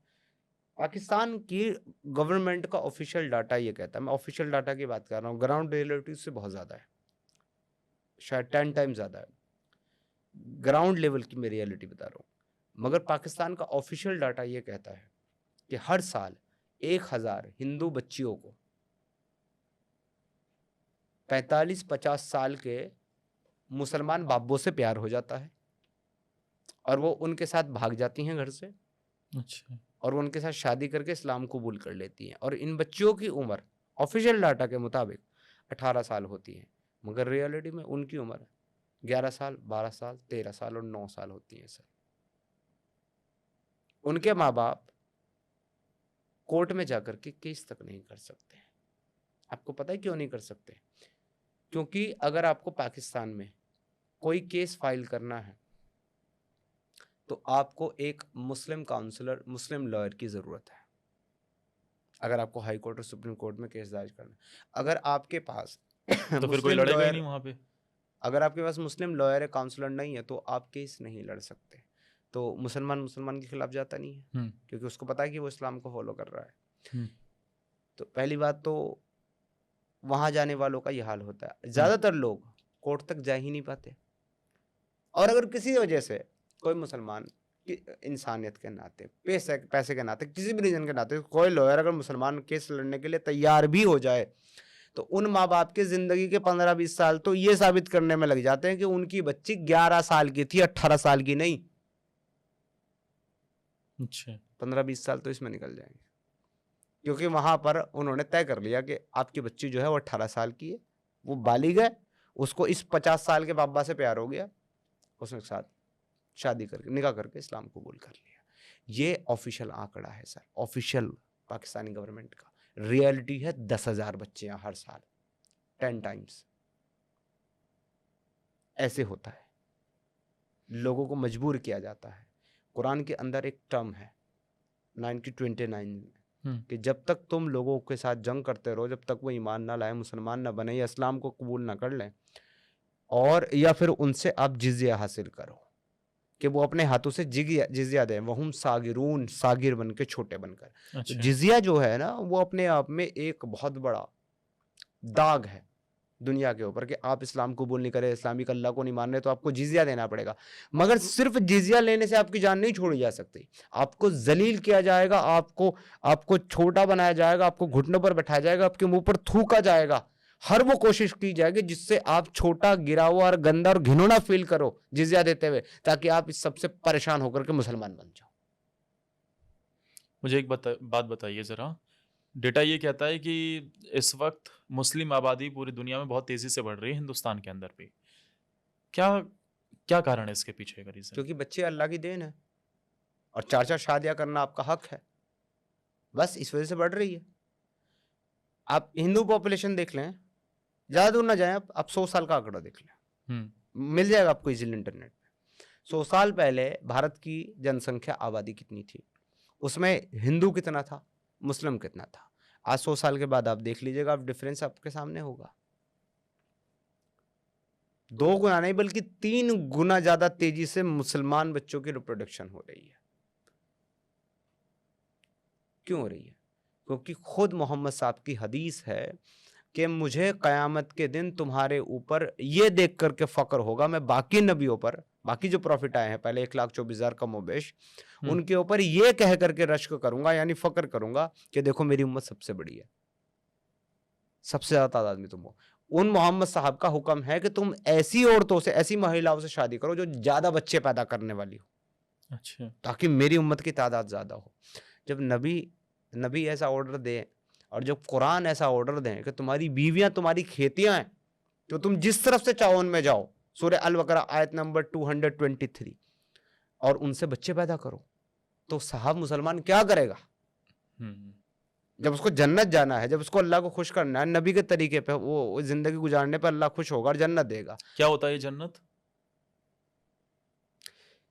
मैं आपको बता देता, मेरी भावनाएं डायरेक्ट एक ही वर्ड में, मगर सोशल मीडिया है और मैं आपके चैनल का और आपके ऑडियंस का सम्मान करता हूं, इसलिए नहीं बता पा रहा हूं। वरना दिल्ली में एक जगह है, बस 2 ही वर्ड बोलूंगा, वही है जन्नत, GB रोड। इससे ज्यादा कुछ नहीं है। क्या आधार है इसके पीछे, क्या रेफरेंस है? 72 बीवियां, 72 हूरें मिलेंगी। दुनिया की जो बीवी है वो उनकी सरदार होगी, शौहर के लिए बिग ब्रेस्टेड खूबसूरत हूरें अल्लाह जो है जन्नत में उनको देगा, जिसके साथ वो सोहबत करते रहेंगे। एक बार वो सोहबत करना शुरू करेगा तो 70,000 साल तक सोहबत करता रहेगा, यानी कि उसके साथ इंटरकोर्स करता रहेगा एक के साथ। फिर दूसरी हूर आकर के कंधे पे हाथ रख देगी, मेरे आका मैं भी तो हूं, मेरा भी तो हक है, दूसरी के साथ लग जाएगा। वहां पर खाना होगा, शराब होगी, मौज मस्तियां होगी, कोई काम नहीं होगा, मौत नहीं आएगी, बुढ़ापा नहीं आएगा। 72-73 बीवियां हैं आपके पास, बस यही सब काम तो करना लेकिन है। शराब तो हराम है ना इस्लाम में? लेकिन जन्नत में हलाल है। यहां नहीं पिया आपने, उसके बदले में अल्लाह खुश होकर के आपको शराब पिलाएगा। जन्नत में आपको वही सारी चीजें मिलेंगी। एक चीज आप ध्यान रखें, आप कहीं भी देख लीजिएगा, कोई जन्नत में आपको वही सारी चीजें मिलेंगी जिनको इस्लाम दुनिया में बुरा कहता है, एक चीज। और जन्नत में आपको वही सारी चीजें मिलेंगी जो उस वक्त अरब की सरजमीन और उसके आसपास मौजूद थी जहां मोहम्मद साहब पैदा हुए। अरब में आपको जन्नत में आपको मैंगो मिलेगा, केला, खजूर मिलेंगे, आम नहीं मिलेगा, जिक्र ही नहीं है, क्योंकि आम था ही नहीं अरब में। तो आप अरब का जिक्र कर रहे हैं, अरब के मुसलमान और हिंदुस्तान के मुसलमानों में क्या अंतर है? आका और गुलाम में जो फर्क होता है वही। आका कौन है? अरबी। और गुलाम हिंदुस्तान के मुसलमान? ज़ॉम्बी गुलाम है बेचारे। ऐसा क्यों? क्योंकि मानते हैं अपना आका उनको। अरबी ज़हनी गुलाम है। कुरान किस में? अरबी ज़बान में। नमाज किस में पढ़ते हैं? ये अरबी ज़बान में। अजान किस में देते हैं? अरबी ज़बान में। कलमा किस में पढ़ते हैं? अरबी ज़बान में। हम हिंदुस्तानी हैं, हम भारतीय हैं, पाकिस्तानी हैं, बांग्लादेशी हैं, एशियन हैं, हमारी तो ज़बान अरबी नहीं है। इनसे कहो कि सिर्फ अपना कलमा अपनी ज़बान में पढ़ लो, इनसे कहो कि अपनी अजान तो कम से कम अपनी ज़बान में दे दो, अपनी नमाज अपनी ज़बान में पढ़ लो, ये नहीं देंगे। ये उसी तरीके से पढ़ेंगे। आऊज़ु बिल्लाहि मिनश शैतानिर रजीम, बिस्मिल्लाहिर रहमानिर रहीम, अल्हम्दुलिल्लाहि रब्बिल आलमीन अर्रहमानिर रहीम मालिक यौमिद्दीन। इनसे पूछ लो क्या पढ़ रहे हो, तो पता नहीं है इनको।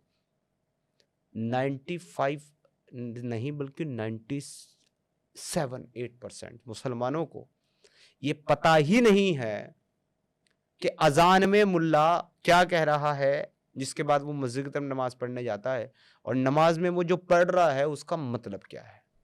क्योंकि उसने कभी साहब अपने लिटरेचर को, अपने स्क्रिप्चर को अपनी समझने वाली लैंग्वेज में पढ़ा ही नहीं है, उसने तो रट्टा मारा है अरबी गुलाम बन करके, ज़हनी गुलाम बन करके।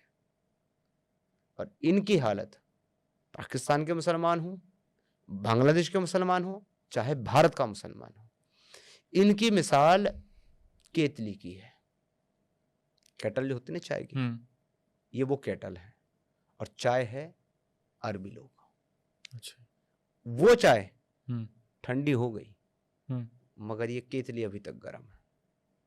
हाँ, ये सवाल इसलिए भी उठता है ना क्योंकि हम देख रहे हैं कि दुबई वगैरह आप देखिए, वो सब अपने आप को, जबकि वहाँ बड़ी तादाद में मुस्लिम लोग रहते हैं, लेकिन वहाँ पर महिलाएं गाड़ी भी चला रही हैं, महिलाएं सारे काम कर रही हैं, हर तरीके की चीज़ें आपको वहाँ नजर आएगी। शराब खाने खुल गए हैं अब। हाँ। तो फैशन शो हो रहे हैं, कॉन्सर्ट हो रहे हैं, सिंगिंग हो रही है, महिला को ड्राइविंग लाइसेंस दिया जा रहा है, काम करने की इजाज़त दी जा रही है। लेकिन भारत, पाकिस्तान और बांग्लादेश के मुसलमानों का क्या, इनके मौलवी मुल्लाओं का क्या?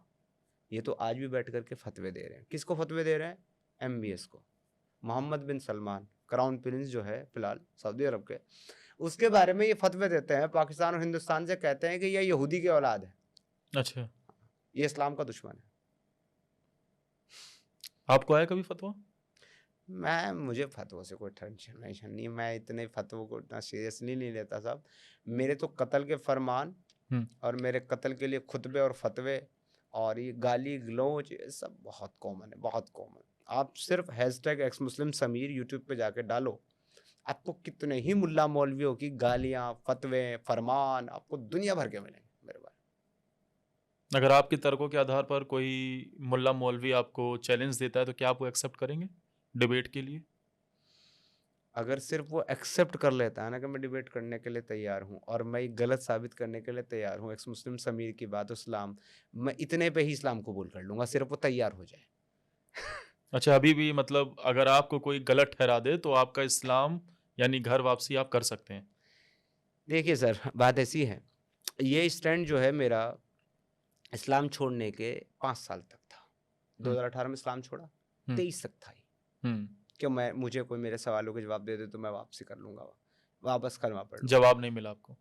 लेकिन जब मैं ये सुनिश्चित कर चुका कि इस्लाम में मेरे इन एतराज़ों का कोई जवाब नहीं, क्योंकि मेरे ये एतराज़ ही इस्लाम है, जब मैंने सुनिश्चित कर लिया, उस दिन मैंने घर वापसी कर ली। मैंने सनातन में घर वापसी कर ली और मैंने ये मान लिया कि बस सदा के लिए मेरा जो रास्ता है, मेरा जो पंथ है, वो सनातन है। तो मैं अब उन एक्स मुस्लिम की लिस्ट में नहीं हूँ जो ये कहते हैं कि मुझे इस्लाम पे कन्विंस कर लो, मैं वापसी कर लूँगा। मैं कभी नहीं करूँगा। कारण ये है सर, क्योंकि मैं जानता हूँ कि इनका कोई भी मौलवी, मुफ्ती, स्कॉलर मुझे मेरे सवालों के जवाब नहीं दे सकता, because I have knowledge about Islam more than them. उनसे बहुत ज़्यादा नॉलेज है मेरे पास इस्लाम की। तो जिनके पास मुझसे अल्प नॉलेज है, मुझसे कम नॉलेज है, वो मुझे क्या कन्विंस करेंगे, मुझे क्या जवाब देंगे। लेकिन फिर भी अगर किसी को ये गलतफहमी हो गई है कि भाई उसको इस्लाम की ज़्यादा नॉलेज है, जानकारी, और मैं जो समझता हूँ इस्लाम के बारे में वो गलत है, या मेरी नॉलेज, मेरी जानकारी गलत है, तो सर वो शौक़ पूरा कर सकता है, मैं उसका शौक़ पूरा कर दूंगा। लेकिन शर्त यही है कि अगर वो साबित नहीं कर पाया दलील के साथ, तर्कों के साथ, तथ्यों के साथ कि इस्लाम सही है और मैं गलत हूँ, तो उसको सर इस्लाम छोड़ना पड़ेगा। क्या आप भी कभी 5 बार के नमाजी थे? और ये 5 बार नमाज? मैं 10 बार का नमाजी था, क्योंकि लोग आमतौर पर 5 वक्त की नमाजें पढ़ते हैं, फर्ज नमाजें, सुबह फजर, फिर जोहर, उसके बाद असर, फिर मगरिब और फिर ईशा। मैं इसके अलावा 5 नमाजें और पढ़ता था। चास्त, अवाबीन, तहज्जुद, सलातुल हाजात और सलातुल वजू, सलातुल मस्जिद, तैयतुल मस्जिद, तैयतुल वजू, ये सब नमाजें मैं पढ़ा करता था। 10 टाइम की नमाजें, 5 नवाफिल और 5 फर्ज। मैं तबलीगी जमात में तकरीबन 14 साल रहा, जिसमें से चिल्ले और 4 महीनों की जमातों का मैं कमांडर था, अमीर था। अच्छा। जहाँ मेरी जमातों का ये रूल था कि 5 वक्त की नमाज तो आपको बाजमात पढ़नी है, लेकिन आपको रात की तहज्जुद की नमाज भी मेरे साथ बाजमात पढ़नी है, जिसको हम किरात करके ऊंची आवाज में पढ़ेंगे, जैसे कि बाकी नमाजें होती हैं। क्या भूमिका थी एक तबलीगी जमात के कमांडर होने के नाते आपकी? क्या करना होता था? पूरी टीम को, जो 10, 12, 15 लोगों की जो जमात है, उसको लेकर के चलना, उनको गाइडेंस गाइड करना, उनको ऑर्डर देना, उनको अलग अलग काम के लिए मुंतखब करना। जैसे किसी की खिदमत है तो वो खुद खिदमत के लिए तय करना, किसी का असर के नमाज के बाद जो है किसी को बात करनी है, जोहर की नमाज के बाद किसी को बात करनी है, किसी को तश्कीली बात करनी है, उमूमी बात करनी है, गश्त के आदाब फ़ज़ाइल बताने, वो सब तय करना, ये सब हमारी जिम्मेदारी थी।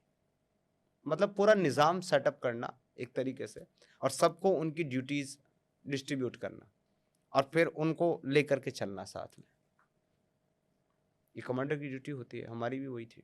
इसके अलावा मेहनत करना, मस्जिदों में जाकर के, मोहल्ले में जाकर के लोगों से मिलना जुलना, बातें करना, और वहाँ से कम 1 या 2 जमात इकट्ठी करके चिल्ले 4 महीने की निकालना, ताकि वो भी हमारी तरह निकले ऐसे आगे जा। मदरसे में क्या कट्टरता पढ़ाई जाती है? मदरसे में कुरान और हदीस पढ़ाई जाती है। और क्या इसके अंदर कट्टरता का पाठ है? नहीं, इसके अंदर कट्टरता का सपोर्ट नहीं है। इसके अंदर जो है कट्टरता कैसे पैदा करनी है और कट्टर कैसे होना है वो बताया गया। एक व्यक्ति ने मुझसे पूछा कि क्या इस्लाम टेररिज्म को सपोर्ट करता है। मैं उस कॉन्सेप्ट में आपको जवाब दे रहा हूँ कि क्या इस्लाम टेररिज्म को सपोर्ट करता है। मैंने कहा बिल्कुल नहीं, इस्लाम टेररिज्म को सपोर्ट नहीं करता, इस्लाम टेररिज्म को पैदा करता है। वैसे ही कट्टरता इसमें पढ़ाई नहीं जाती, बल्कि कट्टर कैसे बनना है और समाज को कट्टर कैसे बनाना है ये बताया जाता है। कभी आपने हलाला किया है? नहीं, मैंने तो कभी नहीं किया। हाँ, लेकिन बहुत सारे मौलवी मुफ्ती वो सब हलाला करते हैं। क्या होता है हलाला? हलाला का मतलब ये है कि समीर भाई आपने एक हलाल शब्द का यूज किया और एक हलाला, जी, दोनों में क्या अंतर है और क्या होता है हलाला भी बताइए। देखिए, हलाल तो वो है जो इस्लाम में करना अलाउड है, अच्छा, जो परमिसिबल थिंग है वो हलाल है। खाने की चीज़ हो या करने की चीज़ हो या पहनने की चीज़ हो या बोलने की चीज़ हो, वो सब हलाल है जो इस्लाम में परमिसिबल है। जो इस्लाम में परमिसिबल नहीं है, जो फॉरबिडन है, वो हराम है। तो ये दो हो गए, हलाल और हराम। लेकिन हलाला जो है वो भी एक तरीके से हलाल का ही रूट वर्ड है कि आप हलाल करने के लिए किसी चीज़ को जो कि अब आपके लिए हराम है, उसको हलाल करने के लिए आप हलाला करते हो। यानी आपकी बीवी जिसको अगर आपने एक तलाक दी होती, एक बार तलाक बोला होता, तो आप उसको वापस अपने साथ रख सकते थे, आप उसके साथ इंटरकोर्स करते, वो वापस आपकी बीवी बन जाती। 2 बार आपने उसको तलाक दी तो आप दोबारा निकाह करके उसको अपने पास रख सकते थे, अपनी बीवी बना सकते थे। अगर आपने 3 बार उसको तलाक दे दी तो अब आप ना तो उसको डायरेक्ट रख सकते हैं, ना निकाह करके रख सकते हैं। तो इस हिसाब से वो आपके ऊपर हराम हो गई। अब उसको वापस हलाल कैसे किया जा सकता है? तो जब तक वो किसी दूसरे आदमी से शादी करके उसके साथ रात ना गुजार ले और सेटिस्फाइड सेक्सुअल रिलेशनशिप बिल्ड ना कर ले दोनों, तब तक वो उसको फिर तलाक ना दे दे, तब तक वो पहले शौहर के लिए हलाल नहीं। तो अब कोई दूसरा आदमी उससे शादी करे, वो उसके साथ सेक्सुअल इंटरकोर्स करे, कंप्लीट सेटिस्फाइड, उसके बाद अगर वो उसको तलाक देता है तो फिर पहला शौहर उसके साथ शादी कर सकता है। तो इसको जो है एक तरीके से, कुछ तो इस्लाम में था ही गलत, गंदगी थी, इसको जो है अब एक तरीके से बिजनेस बना दिया गया। इसको एक तरीके से जो है ना एक प्रथा बना दी गई कि अब किसी ने भी गुस्से में अपनी बीवी को तलाक दे दिया, मौलवी आया जाता है अपना पोथी लेकर के फरमान सुनाने कि भाई ये तो हराम हो गई, अब हलाला होगा, लिहाजा तुम इसकी किसी और से शादी कराओ, वो इसके साथ रात को हम बिस्तरी करेगा, सुबह से तलाक देगा, फिर ये इद्दत करेगी, फिर तुमसे शादी करेगी। तो सब इसको ये कहते हैं हलाला। हिजाब इस्लाम में महिलाओं के लिए जो पर्दा बुर्का होता है, क्या ये धार्मिक उपदेश है या फिर सामाजिक नियंत्रण है? ये जो है, आप पहले हिजाब के रिवील होने के पीछे का रीजन आप देखिए क्या है।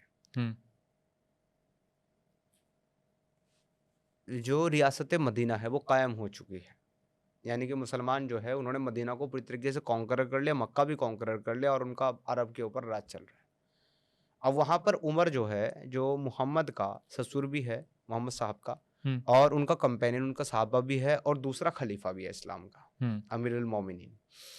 वो मोहम्मद साहब के पास जाता है और वो कहता है कि आप पर्दा करवाओ, आप हिजाब की आयत अल्लाह से मंगवाओ कि ये जो महिलाएं हैं, ये जो औरतें हैं, ये पर्दा करें। मोहम्मद साहब उसकी इस बात पर ज़्यादा तवज्जो नहीं देते, तो वो क्या करता है कि मोहम्मद साहब की बीवी जो रात को नेचर कॉल के लिए बाहर जाती हैं, वो उनको छेड़ता है अल-मनासी के मैदान में जाते हुए। उनकी जो सबसे उम्र दराज बीवी है, बड़ी बीवी है, लंबी है, उनका नाम है सौदा। तो ये उमर उनको कहता है कि ए सौदा, मैंने तुझे पहचान लिया। कौन ऐसा आदमी होगा जो किसी महिलाओं को रात को कज़ाए हाजत के लिए जाने के लिए, यानी कि नेचर कॉल के लिए कोई जा रही है, उसको आवाज़ दे करके लोगों के बीच में बैठकर 5-6 लोगों के बीच में कहेगा ए फला सौदा, मैंने तुझे पहचान लिया, तू मनासी जा रही है? कौन करेगा ऐसी घटिया हरकतें? ये मुसलमान करते थे। तो फिर कुरान की आयत इसके बाद जब मोहम्मद साहब ने देखा कि ये तो मेरी बीवियों को छेड़ने लगा, परेशान करने लगा, तब कुरान की आयत नाजिल हुई जिसका जिक्र हदीस के अंदर है।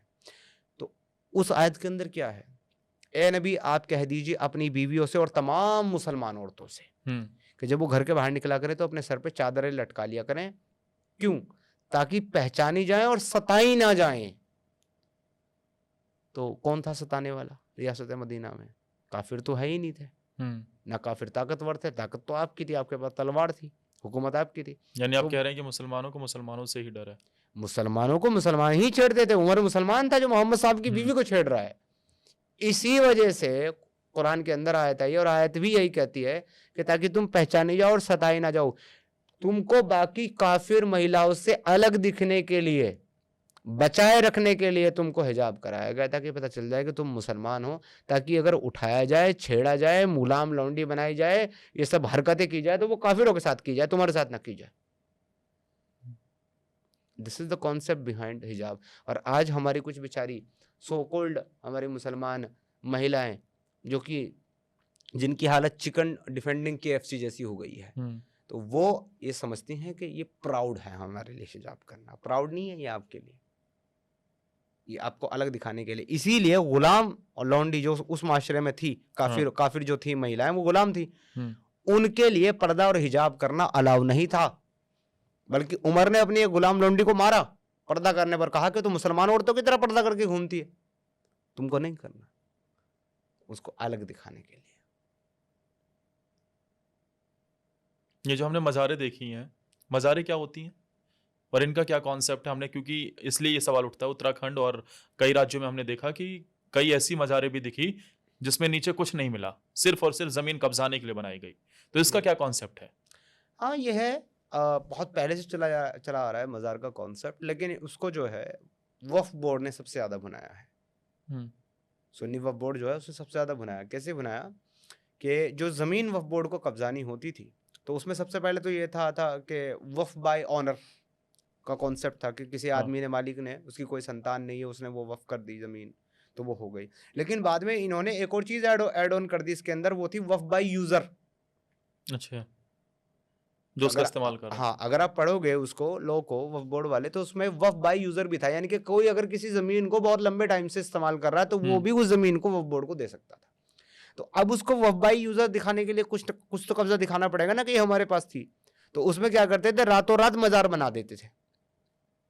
अच्छा, किसी भी जगह पर, और सुबह फोटो खींच करके डाल देते, यहाँ तो साहब ये फला पीर का मज़ार है इतने साल से, तो ये ज़मीन जो है वो वक्फ की है।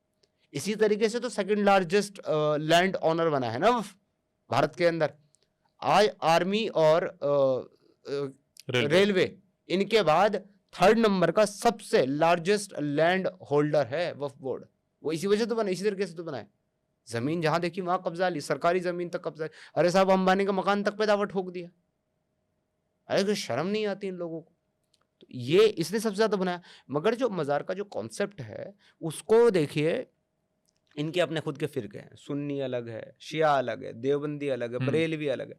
ये आपस में एक दूसरे के साथ ना इत्तेफाक रखते हैं, मुत्तफिक नहीं है, और कहते हैं कि भाई हम नहीं मानते, मज़ार करना शिर्क है, ये कब्र पूजक है, ये है, ये वो है। जैसे नॉन मुस्लिम को सनातनियों को गाली देते हैं, वैसे इनको भी देते हैं मुसलमान बाकी के। अच्छा। बरेलवों को कि ये कब्र पूजते हैं, शिर्क करते हैं वगैरह वगैरह।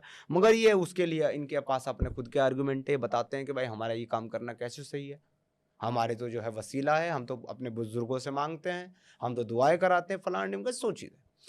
मगर अगर आप वहाँ इस्लाम को देखोगे जहाँ से इस्लाम आया है, हाँ, अरब से, तो साहब वो इस सब चीज़ों को रिकॉग्नाइज ही नहीं करते। अच्छा, वो कहते हैं इस्लाम का पार्ट है ही नहीं, ये तो बुत परस्ती है। क्या आप वक्फ संशोधन कानून से सहमत हैं? क्या आप उससे इत्तेफाक रखते हैं जो सरकार लेकर आई? देखिए, मेरे हिसाब से जो है ना, जो गवर्नमेंट ने जो किया है, सरकार ने जो किया है, बहुत अच्छा स्टेप है। हाँ। कम से कम कुछ ना कुछ तो ट्रांसपेरेंसी होगी, कुछ हद तक तो। हाँ। लेकिन अगर मेरे सेटिस्फेक्शन की बात पूछो तो साहब नहीं, मैं तो सेटिस्फाइड नहीं हूँ। रीज़न ये है कि मेरा तो स्टैंड ये है कि वक्फ बोर्ड को और पर्सनल लॉ बोर्ड को भारत से पूरी तरीके से ख़त्म होना चाहिए। अच्छा, इसका रीज़न भी मैं आपको दे देता हूँ। बिल्कुल। भारत एक सेक्युलर स्टेट है कि नहीं है सर? बिल्कुल है।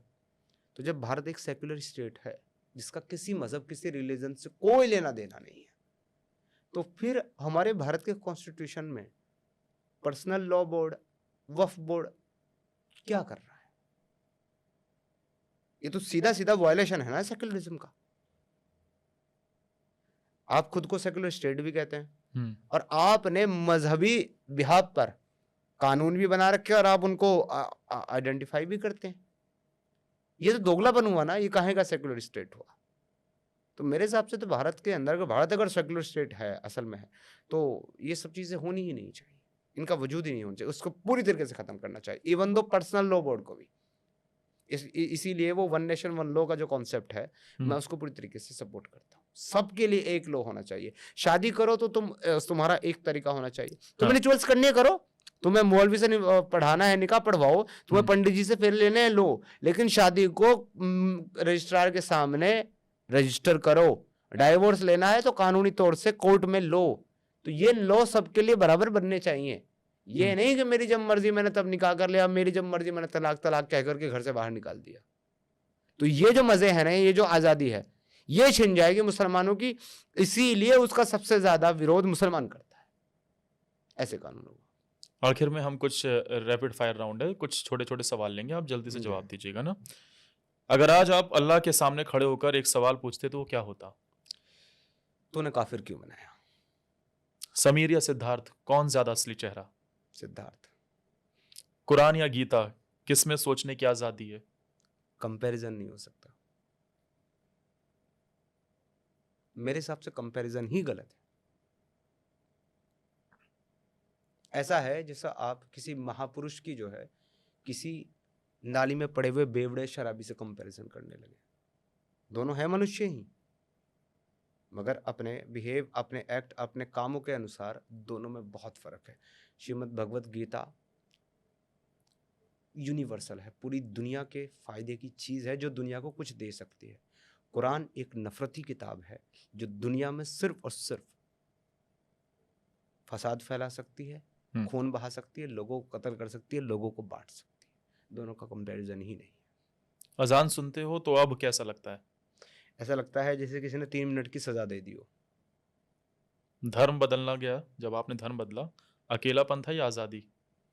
देखिए, पहली बात तो धर्म बदला नहीं जाता, धर्म को या तो अडॉप्ट कर मान लिया जाता है या तो धर्म को छोड़ दिया जाता है। बदला नहीं जाता धर्म, क्योंकि धर्म एक ही है पूरी दुनिया में। और इंसान होने के नाते हमारा धर्म है इंसानियत। जहां हमें इंसानियत मिलेगी वो हमारा धर्म है, जहां इंसानियत के खिलाफ हमें एक्ट मिलेगा वो हमारे लिए अधर्म है, हम उसे छोड़ देंगे। लेकिन जिस धर्म को मैंने अपनाया है उसने मुझे ये सिखाया है कि आत्मा जो है वो अजर अमर है और वो शरीर बदलती है ठीक उस तरीके से जिस तरीके से इंसान कपड़े बदलता है। तो ये जो शरीर है, सारे के सारे रिश्ते नाते जिनके छूटने का और ख़त्म होने का आज मुझे अफसोस हो, वो इस शरीर के हैं। कल ये शरीर ख़त्म तो वो रिश्ते नाते ख़त्म। क्या पता जो इस समय में, इस जीवन में मेरा सबसे बड़ा शत्रु है, वो पिछले जन्म में किसी में मेरा भाई, मेरा दोस्त, मेरा माता पिता रहा हो। और जो इस जन्म में मेरा माता पिता या मेरा भाई बहन है, हो सकता है कि पिछले किसी जन्म में मेरा बड़ा शत्रु रहा हो, उसको मैंने ही खुद स्वयं मार डाला हो अपने हाथों से। ये सब मोह माया है। केवल आत्मा सत्य है, आत्मा कभी नहीं मरती, कभी बदलती नहीं है, और रिश्ते सिर्फ और सिर्फ माया है। अगर भारत में कोई अफसोस नहीं। अगर भारत में अभी आप जैसा ही कोई व्यक्ति सवाल पूछ रहा हो तो आप उसे क्या कहेंगे? डर जाओ, भाग जाओ, या फिर चुप रहो? मैं तो उसको कहूँगा कि आप अपनी बात को जो है ना निडर होकर के रखें, आगे लेकर के जाएं, क्योंकि सबको फ्रीडम ऑफ स्पीच है, सबको अपने विचार रखने का पूरा अधिकार है, चाहे वो विचार मेरे खुद के खिलाफ क्यों ना हो, उसको आज़ादी है। अगर मैं लोगों से उनके विचार रखने की आज़ादी ही छीन लूँ तो क्या फ़र्क है मुझ में और इस्लाम में, जो दूसरों से आज़ादी छीन लेता है कुछ और मानने की। पहली आयत जिसने आपको झटका दिया, याद है? उमर की शादी का किस्सा, हिकायत सावा फ़ज़ाइल अमाल, जिसमें उसने अपनी ही नातिन की बेटी से शादी की हुई है। पहला एतराज़ इस्लाम पे। धर्म छोड़ने के बाद सबसे पहला शब्द जो मुंह से निकला आपके? मैंने अपनी ज़िंदगी को अंधेरों में रखा और ये समझा कि मैं जन्नत की रोशनी में हूँ। कोई फेवरेट स्कॉलर जिसे आप पहले बहुत मानते हो लेकिन बाद में उससे असहमत हो गए हो? 2-3 थे। एक डॉक्टर इसरार अहमद फ्रॉम पाकिस्तान, एक मौलाना तारिक जमील, एक मौलाना साद साहब और मौलाना ज़ुबैर। मौलाना साद और मौलाना ज़ुबैर जो है वो हज़रत निज़ामुद्दीन बंगले वाली मस्जिद के तबलीगी जमात के हेड हैं, 2 भाई। अच्छा। उनको मैं सुनता था। बाकी पाकिस्तान से मौलाना तारिक जमील और डॉक्टर इसरार अहमद को मैं सुनता था।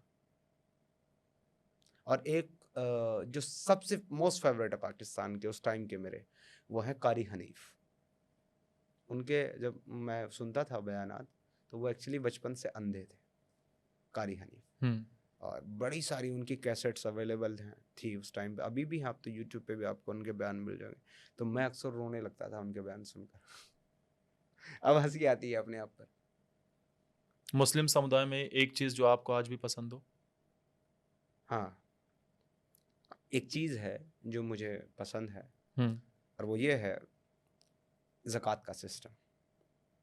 भले ही ज़कात के बहाने से ही सही, लेकिन और भले ही सिर्फ मुसलमानों के लिए ही, ना काफिर को इजाज़त नहीं है वो देने की, ना उनकी मदद करने की, लेकिन मुसलमान जो है हर साल रमज़ान में अपनी कमाई में से, अपनी इनकम में से कुछ ना कुछ माल का हिस्सा निकालता है ज़कात के नाम पर, जिसको बाद में गरीबों में डिस्ट्रीब्यूट किया जाता है। तो उसके बाद ईद आती है रमज़ान के बाद, तो वो ईद एक अमीर मुसलमान के साथ साथ एक गरीब भी मना पाता है, क्योंकि उसके भी हाथ कुछ लग जाता है। तो ये एक ऐसी चीज़ है जो मेरी नज़र में अच्छी है, लेकिन अगर ये यूनिवर्सल होती तो मैं इसे बहुत अच्छी कहता, मगर ये सिर्फ मुसलमानों के लिए। बट अच्छी इसलिए कह रहा हूँ, कोई ऑफेंड हो मेरी बात को, उससे पहले इस बात को ध्यान से सुन ले। अच्छी इसलिए कह रहा हूँ क्योंकि हमारे सनातनियों में, हाँ। नॉन मुस्लिम में, हाँ। ये कॉन्सेप्ट नहीं है। वो दान बहुत करते हैं, मगर फिक्स नहीं है कि आपने करना ही करना है, जबकि इस्लाम में ये फिक्स है कि अगर आपके पास उतना पैसा है तो आपने देना ही देना। अगर हमारे हिंदू सनातनी भाई भी अपने दूसरे हिंदू सनातनी भाइयों की मदद करने के लिए इस तरीके से आगे आए, तो हमें दुनिया में किसी की तरफ देखने की जरूरत नहीं पड़ेगी। गुस्सा आता है या अफसोस होता है अपने बीते कल को देखकर? दोनों। गुस्सा इस बात पर आता है कि मैंने जो है इतने दिन क्यों लगा दिए इस हकीकत को जानने में, इस रियलिटी को समझने में। और अफसोस ये होता है कि जिससे कि मैंने आपको पहले बताया स्टार्ट में, कि मैं इस आइडियोलॉजी को छोड़ने की वजह से और इससे दूर जाने की वजह से अपने माता पिता के प्रति मेरा दायित्व, मेरे परिवार के प्रति मेरा दायित्व मैं पूरा नहीं कर पाया। इसका अफसोस होता है। बस। चलिए ठीक है समीर जी, आप आए, बहुत बहुत आपका शुक्रिया। धन्यवाद। हमने लंबी बातचीत की, सभी सवालों का जवाब जानने की कोशिश की, और आपके जो आपने पढ़ा है, एक अच्छी बात ये लगी कि आपने कुरान को भी पढ़ा हुआ है और आपने श्रीमद् भागवत गीता को भी पढ़ा हुआ है, और उसके बेसिस के आधार पर, उसके आधार पर जो बातें आपने रखी, ज़रूर हमारे दर्शक सुनना चाहेंगे, उन्हें वो अच्छा लगेगा। बहुत बहुत शुक्रिया आपका, हमारे साथ आप जुड़े। धन्यवाद। ये पॉडकास्ट अगर आपको अच्छा लगा हो तो आप प्लीज़ अपना कमेंट ज़रूर दीजिएगा।